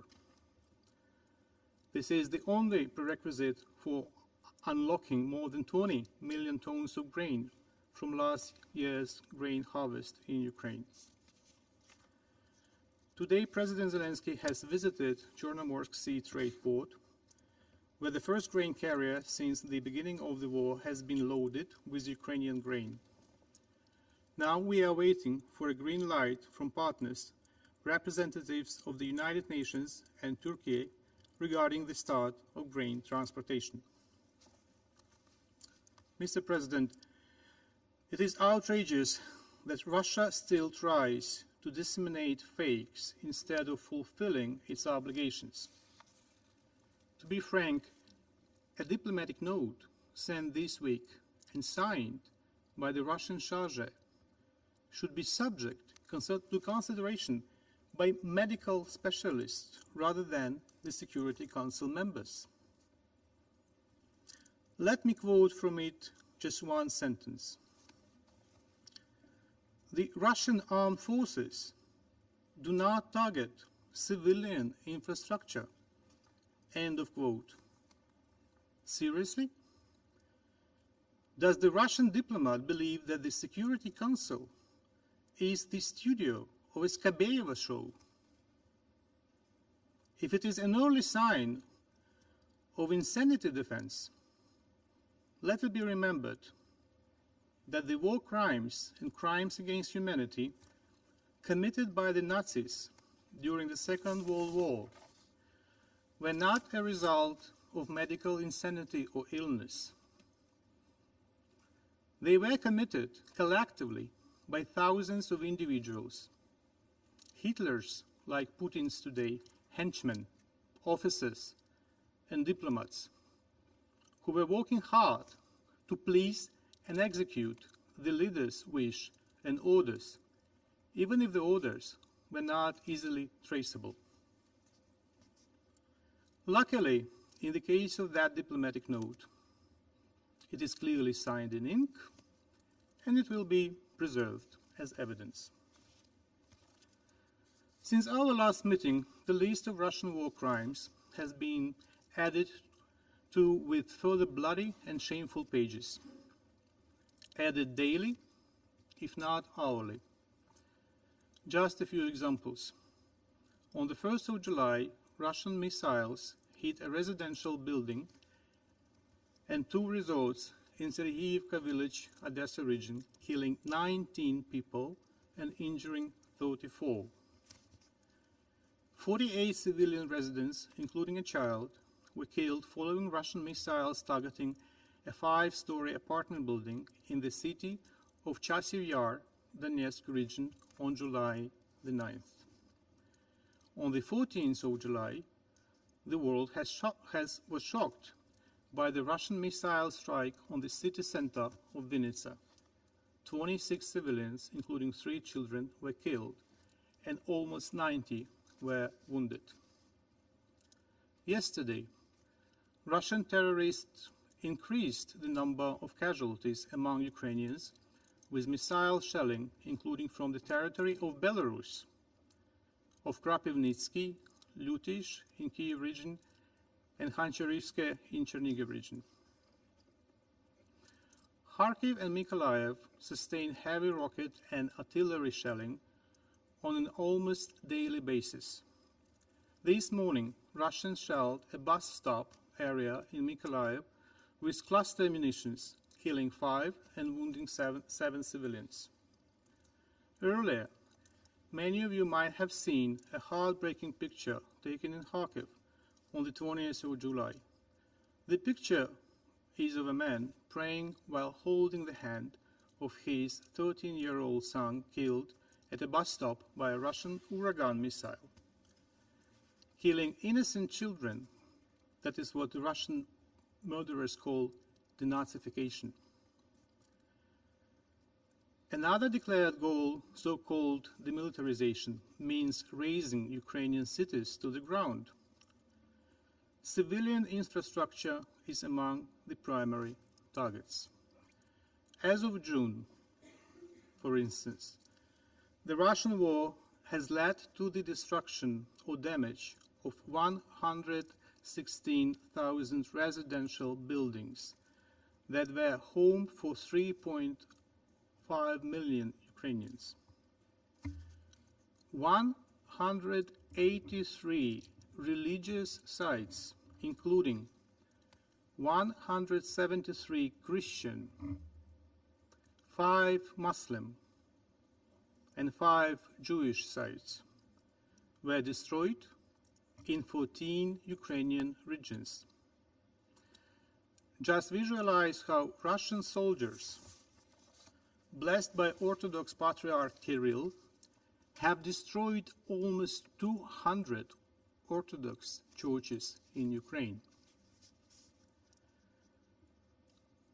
Pictures of Ukrainian children lying on the ground of destroyed Ukrainian cities and villages have been the reality of the past 5 months of the war.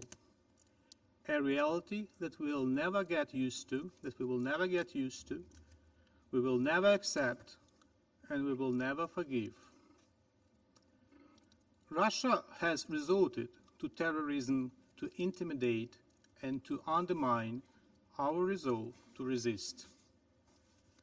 To this end, they have shelled more than 3,000 missiles on cities and villages throughout Ukraine. The effect, however, is quite the opposite, and Ukrainian society is united in its aspiration to liberate our sovereign territories and to bring all those responsible for the killing and destruction to justice. Mr. President, let me quote a person who spent days, months, and years in this very hall, who chaired the Security Council, and who nevertheless said, and I quote, "There is nothing in the obligations that Russia has taken on, including within the framework of the agreements signed on July 22 in Istanbul, which would prohibit us from continuing the special military operation, end of quote. It means, as a matter of fact, there is nothing that would deter Russia from killing and destroying. There is no UN Charter for Russia. There are no Geneva Conventions for Russia. There are no moral restraints to Mr. Lavrov.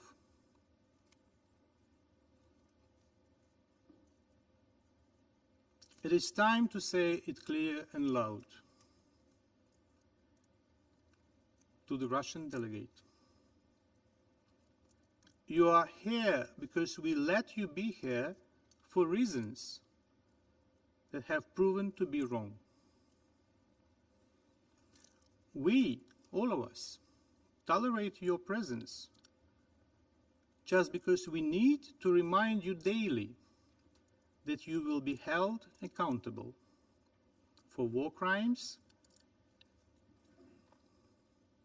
and that the Soviet seat in this council will not help you escape the punishment that you deserve. You deserve as a state, you deserve as each and every one of you individually in the Russian war cell in Manhattan. I thank you, Mr. President. I thank the representative of Ukraine for his statement. And I give the floor now to the representative of Slovakia.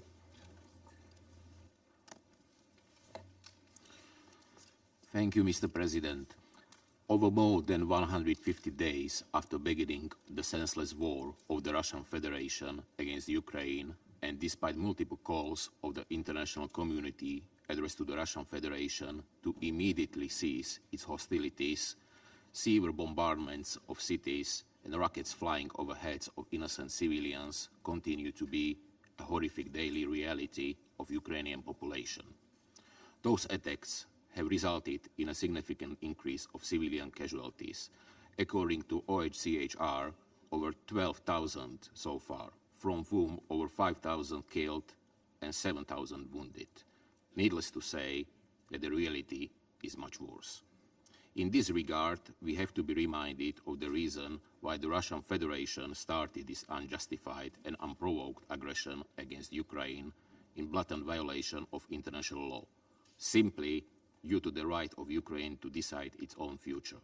The decision, which would have brought a prosperity for the country, a well-being of its citizens, who are now forced to live in fear and see massive destruction of their homes and critical civilian infrastructure.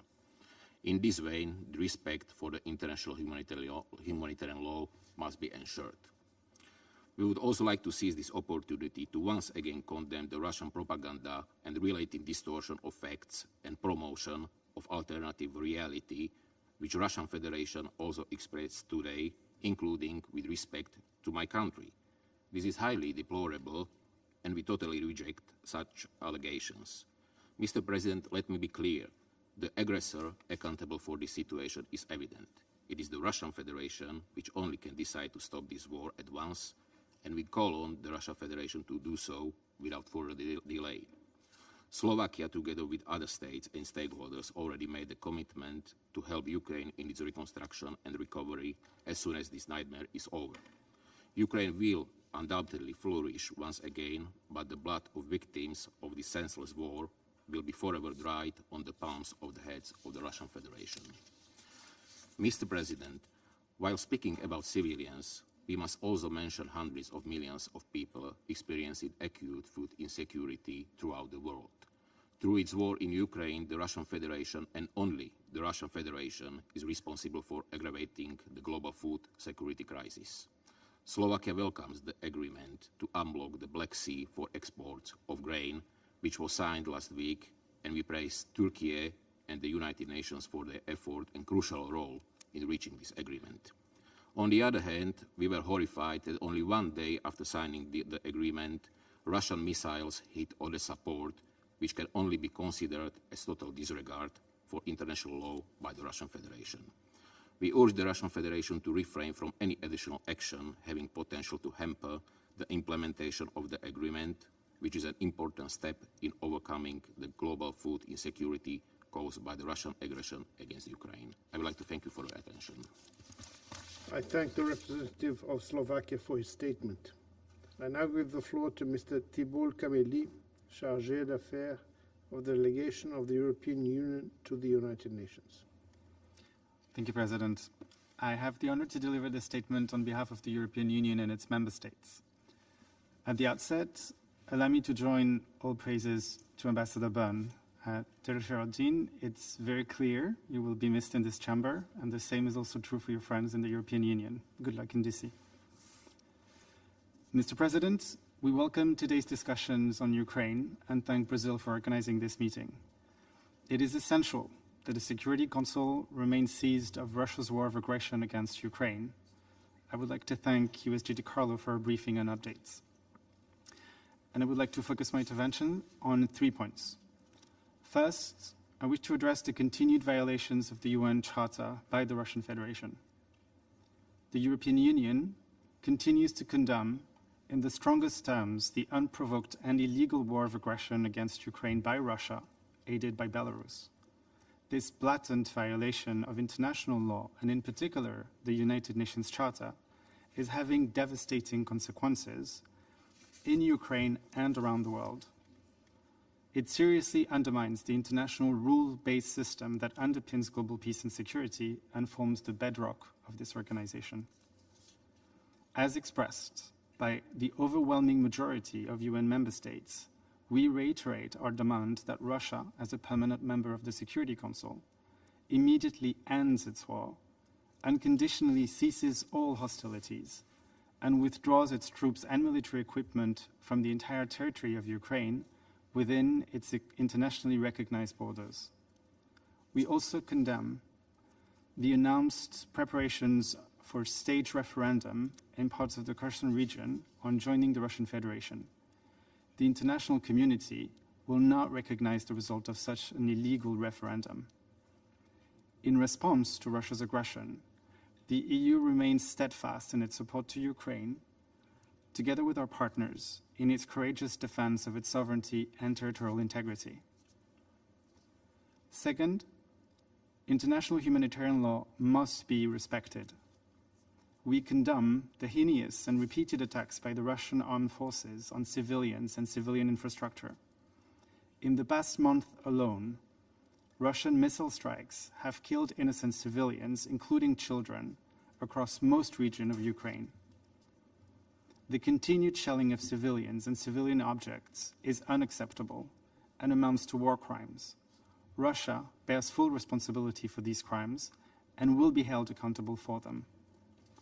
We further urge Russia to allow safe, rapid, and unimpeded humanitarian access without delay, enabling aid to be delivered to those in need.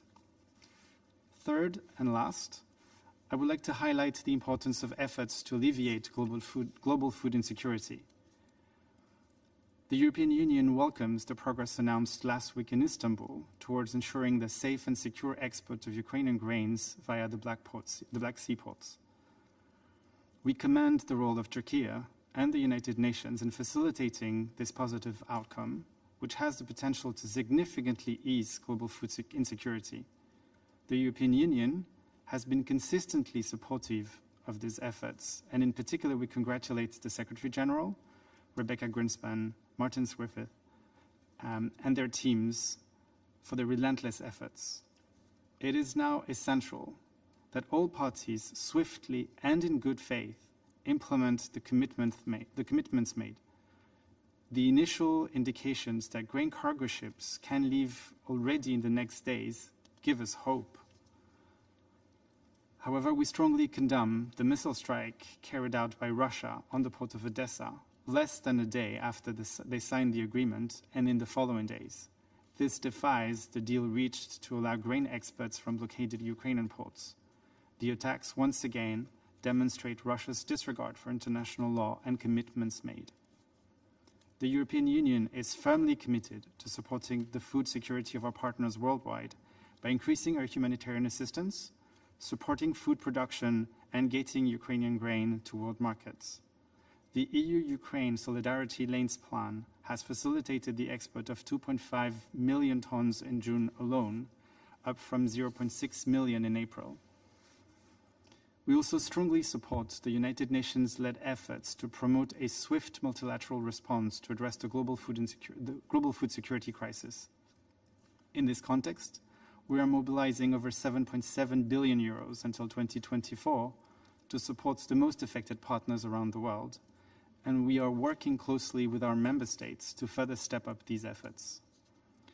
I emphasize once again that the European Union has no sanctions on the agricultural sector in Russia. EU sanctions do not prevent Russia-flagged vessels from carrying out grain, food, or fertilizers to any third country. We are ready to look into issues such as market avoidance or over-compliance and will address any concrete obstacles that are raised. Lastly, let us not forget that Russia itself is aggravating the global food crisis with its war of aggression against Ukraine and its repeated attacks against Ukraine grains field, storage, and transport facilities. If Russia is truly committed to alleviating the situation all over the world, and in Africa in particular, it must immediately stop its war.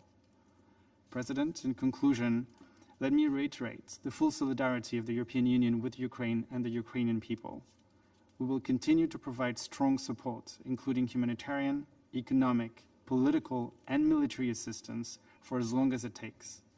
The EU is also firmly committed to demonstrating global responsibility and solidarity in addressing the international impacts of Russia's aggression, especially on the most vulnerable. I thank you, Mr. President. I thank Mr. Kameli for his statement. I now give the floor to the representative of Latvia. Mr. President, I would also like to begin by thanking Permanent Representative of Ireland for her excellent service in Security Council. Mr. President, I have the honor to speak on behalf of the Baltic countries, Estonia, Lithuania, and my own country, Latvia. We welcome this meeting of the Security Council to address the implications of Russia's aggression against Ukraine, including the consequences for the UN Charter. We thank the Under-Secretary General Rosemary DiCarlo for her update today. As it is well known, the UN Charter prohibits the use of force except for self-defense and in cases when the Security Council has granted an authorization. Russia's unprovoked large-scale attack on Ukraine does not qualify under any of these exceptions and must therefore be considered as use of force in blatant violation of the UN Charter.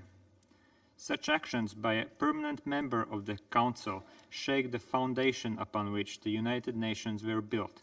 If Russia's aggression is not stopped and perpetrators are not held accountable, it may induce other actors to follow its path and further erode the international rules-based order. Unfortunately, it will always be the civilian population which will pay the highest price in the face of such violations.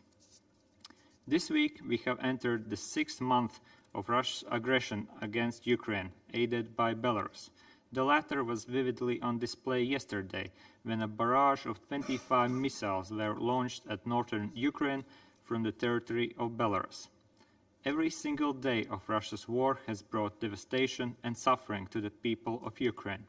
Atrocity crimes in Bucha and Irpin, bombing of maternity hospital in Mariupol, missile attacks on busy train station in Kramatorsk and crowded shopping center in Kremenchuk have been but a few of the most visible cases of Russia's blatant disregard for human life in its savage campaign against Ukraine's freedom, independence and statehood, as well as its sovereignty and territorial integrity.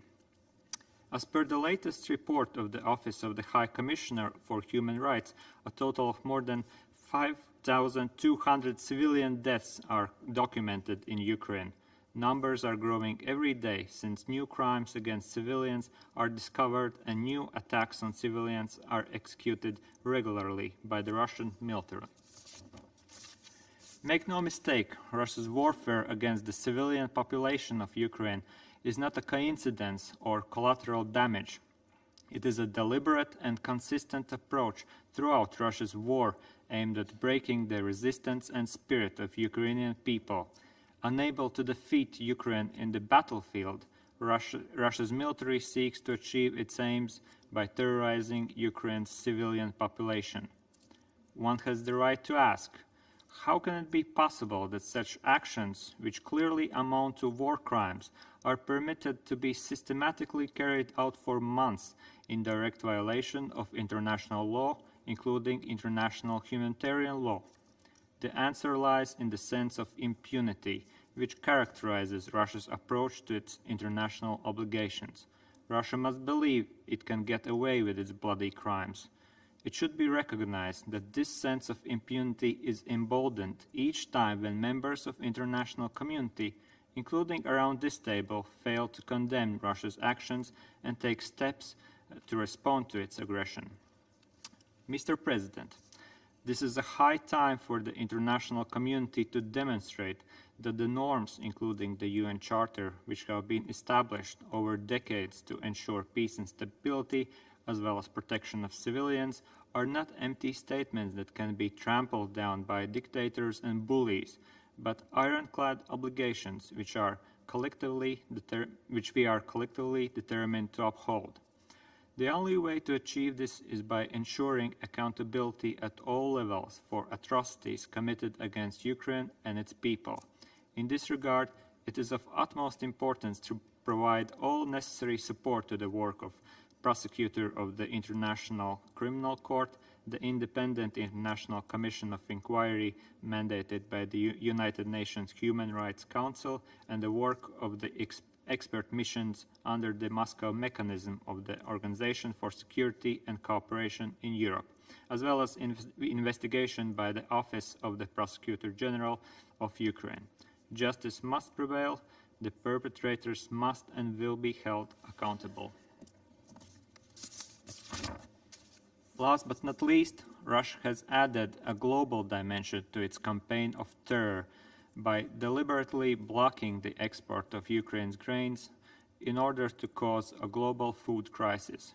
This is done with the clear aim to exert pressure on the international community and Ukraine.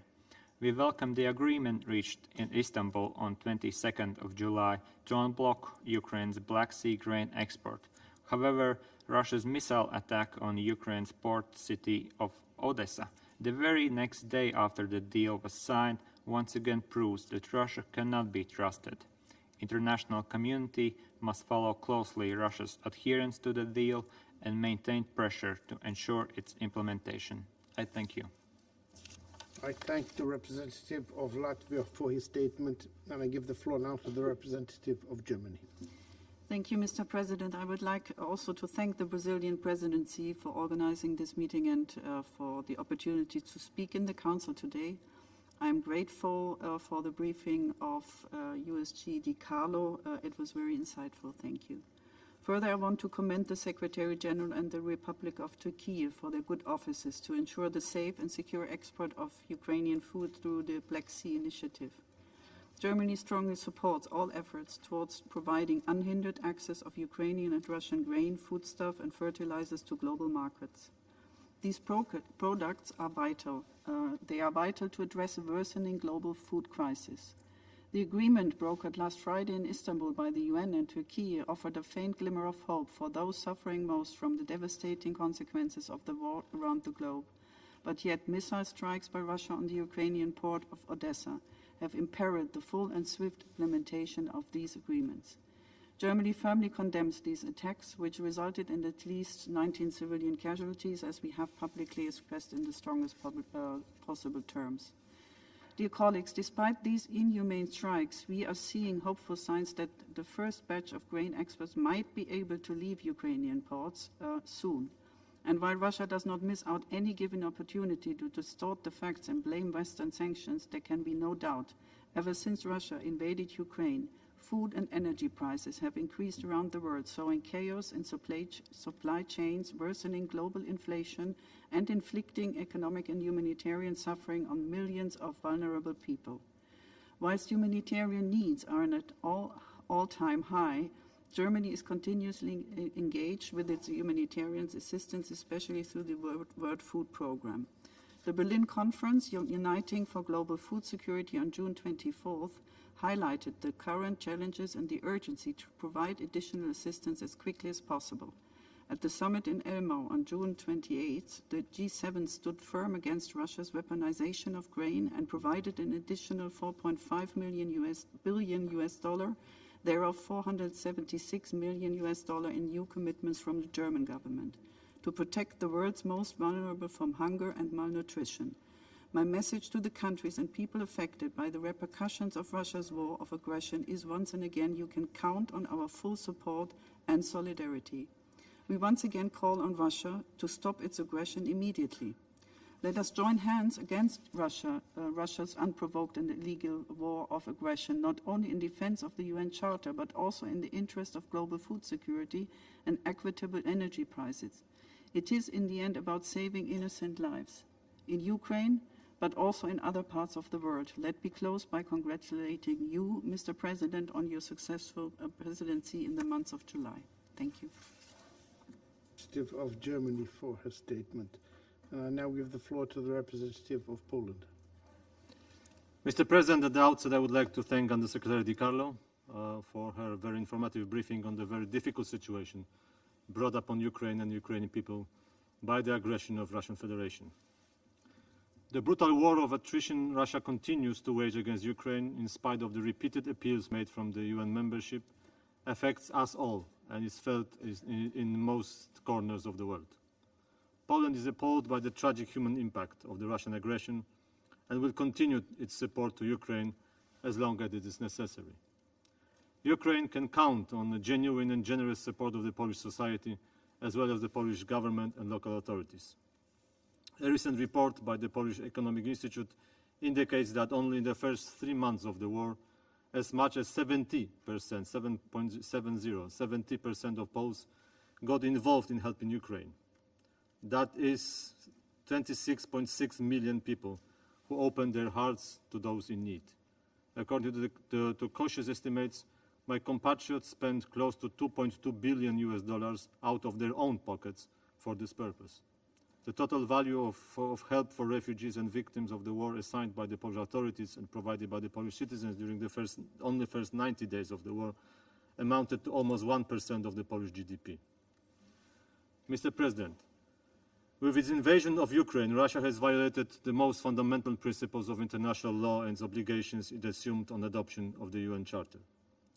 We have heard this simple statement of fact several times today and hundreds of times since the February 24th. But it's worth repeating, though, as long as Kremlin regime keeps spreading its outlandish pseudo-legal justification for starting and persisting in this aggression. What Russia offers to the world today by no means can be defined as an alternative to the rule-based international order as the Russian authorities claims. What they rather try to do is to destroy the multilateral system by demolishing legal principles safeguarding us all from the scourge of war. If Russia is proposing anything, it is not an alternative, but a Ruski Mir, a model based on imperialism, colonialism, anarchy, the law of force, and spheres of influence. Let us have no doubts, such reshuffling is no better deal for the general membership of this organization. Would we be really better off in a world where there is no laws but the law of force?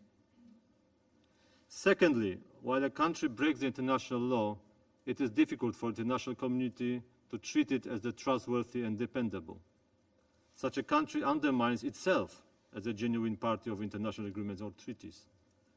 Just like the rest of the international community, Poland is grateful for the efforts of the Secretary General and Turkey, crowned by this grain agreement signed in Istanbul on July 27th. We fully support all initiatives aimed at mitigating the food crisis arising from the Russian aggression. However, how can we trust the sincerity of Russia, which, being a party of the agreement, one day signs the deal and in the less than 24 hours shells an area which is supposed to be the part of it?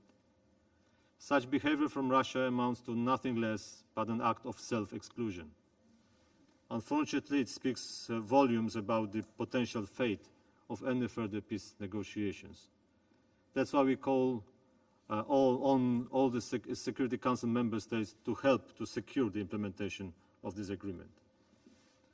Mr. President, I would like to remind the words of the Polish Foreign Minister, Mr. Zbigniew Rau, who during the recent Accountability for Ukraine conference in The Hague recalled the concept of the civilized nations, to which the statute of the International Court of Justice refers. It used to be considered as an obsolete and outdated concept. However, the ongoing barbaric aggression of Russia against the Ukraine seems to revive it and, in the same time, question it, together with the laws and values we have long considered to be established ones.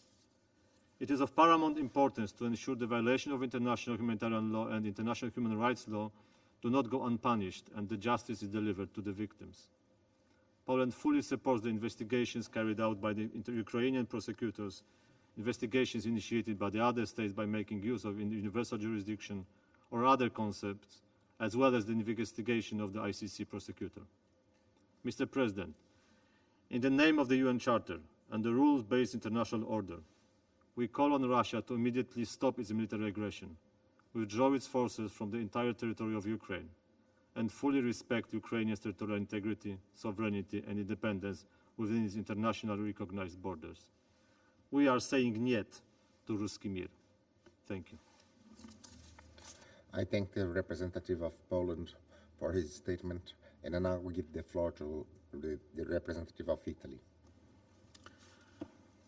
Mr. President, I would like to thank Brazil for organizing this timely briefing and USG Di Carlo for her insightful update of the situation on the ground. Italy aligns itself with the statement delivered by the representative of the European Union and would like to add some remarks in its national capacity. Italy welcomes the agreement reached in Istanbul to resume the crucial export of grains from Ukrainian Black Sea ports. Its full, swift, and effective implementation is of utmost importance for the entire international community. It is a key mechanism to ensure access to food and prevent a worse food crisis, especially the most exposed and vulnerable countries in Africa, the Middle East, and Southeast Asia, which cannot afford additional risks of famine. Mr. President, let me first commend the personal commitment and leadership of the Secretary General, as well as the action and key and tireless efforts of Martin Griffiths and Rebecca Greenspan and their teams that have been proven decisive in reaching this agreement. We also thank the outstanding engagement by Turkey to effectively channel diplomatic efforts while also hosting the Joint Coordination Center in Istanbul that will oversee departures from 3 Ukrainian ports and the implementation of the provision of the agreement. We hope that it will also be a positive step toward a wider diplomatic engagement. While reaffirming its unwavering support to Ukraine and the Ukrainian people, Italy stands firm in the strongest condemnation of the unjustified and unprovoked aggression by the Russian Federation. We are profoundly disturbed by the continuing attacks underlined by USG Di Carlo on civilians, including women and children, and by the testimonies and reports of war crimes, grave breaches of international humanitarian law, and serious violations of international human rights law perpetrated by the Russian armed forces. But also the global impacts of Russian aggression are becoming more and more evident by the day. Due to the constraints on agriculture production and distribution, price raising is exposing developing and vulnerable countries to multidimensional crises reported by the UN Global Crisis Response Group. Since the beginning of the war, millions of tons of grain have been stuck in Ukraine's Black Sea ports and even targeted by Russian shelling, triggering enormous humanitarian consequences on developing countries, condemning to starvation children, women, and men far from the front line of the conflict. We should do everything in our capacity to mitigate, limit, and address all the effects that this aggression is causing on developing countries all over the world. While we blame the Russian missile strikes in Odessa, the very same day after the signature of Istanbul, and again 3 days ago, We call particularly on Russia to swiftly, fully, and in good faith implement the agreement in order to allow the grains export can quickly resume with a safe and secure passage of ships. Ultimately, to avoid further disruptions in food distribution, we urge Russia to stop the war without further delay. Italy will continue to actively support global food security, also by building upon the effective implementation of this agreement and as a host country of a major partner of the UN Rome-based agencies. I thank you.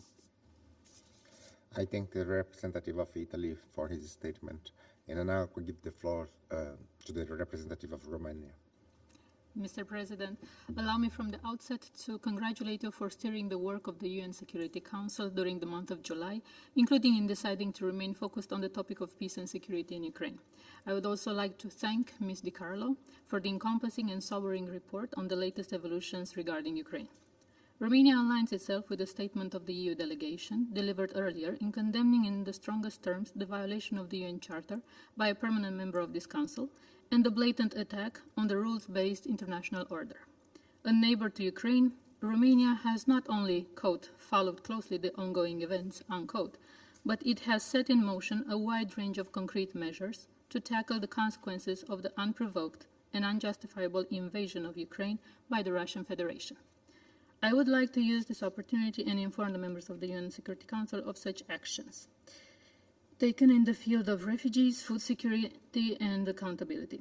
While entering the 6th month of war, we have not forgotten our commitment to provide assistance to Ukrainian refugees seeking shelter in Romania. In order to provide predictability for the future of the Ukrainian refugees that enjoy temporary protection on our territory, this Tuesday, a national plan for medium and long-term integration of Ukrainian refugees in Romania was released by my government. The plan was put together with the help of partners from the United Nations agencies in Romania, civil societies, and relevant ministries. The plan has the full support of our Prime Minister and highlights Romania's commitment to helping Ukrainian refugees integrate smoothly in our country and be able to acquire personal independence without feeling all the effects of the war. The areas targeted in the plan are education, healthcare, employment, housing, childcare, and vulnerable groups, while both European and national funds will be employed to implement it. We commend the efforts of OCHA and UNCTAD under the direct and personal guidance of the UN Secretary General, as well as the efforts of Turkey throughout the latest months that culminated with the signing of the Istanbul agreements and the inauguration 2 days ago of the Joint Coordination Center in Istanbul. Awaiting meaningful implementation of the Istanbul agreements, Romania will continue to lend its support to ease food crisis pressures by continuing to facilitate the export of grains via alternative routes, including land, railways, the Danube River, and the Black Sea port of Constanța. So far, 2.7 million tons of Ukrainian cereals have already transited our territory. Romania hopes that the transport of grains and fertilizers from the Black Sea region to other countries will not be jeopardized. Good faith is essential in upholding and implementing what has been convened, as this is the best way to alleviate the current food crisis, increase humanitarian assistance, and support food production. The Russian missile strikes on Odessa's seaport, a crucial infrastructure for grain export, which took place a day after the signing of the Istanbul agreements, has been strongly and widely condemned. Another dimension of the consequence of the war in Ukraine can be seen in the field of accountability. Almost all available judicial avenues have been activated to address the consequences of this unprovoked and unjustifiable invasion of Ukraine by the Russian Federation. A mobilization of this scale is extraordinary and requires a creative approach to coordinate efforts taking place at international, regional, and domestic levels in order to maximize efficiency. All initiatives aimed at ensuring accountability must be well balanced so as to avoid duplication of actions, make good use of resources, and, not least, to protect the interests of the victims who should not be further traumatized by multiple interviews during investigations and trials. There is clearly a momentum for international law and international humanitarian law, as the world is more united than ever by the goal of safeguarding the relevance and integrity of fundamental legal norms. These developments reinforce Romania's traditional stance on the matter, given that promoting respect for international law is one of the pillars of our national foreign policy. It is in this spirit that Romania has already announced its intention to join the proceedings initiated by Ukraine against Russian Federation before the International Court of Justice in the case concerning allegations of genocide. The Romanian judicial authorities have also opened in rem investigations into the crimes against humanity allegedly committed on the territory of Ukraine based on the passive personality principle in conformity with our criminal code. To conclude, Mr. President, Romania would like to reconfirm its full solidarity with Ukraine and the Ukrainian people, while recalling the necessity to uphold the very principles of the UN Charter in preserving the independence, sovereignty, and territorial integrity of Ukraine within its internationally recognized borders. I thank you very much. I thank the representative of Romania for her statement. There are no more names inscribed in the list of speakers. This meeting is adjourned.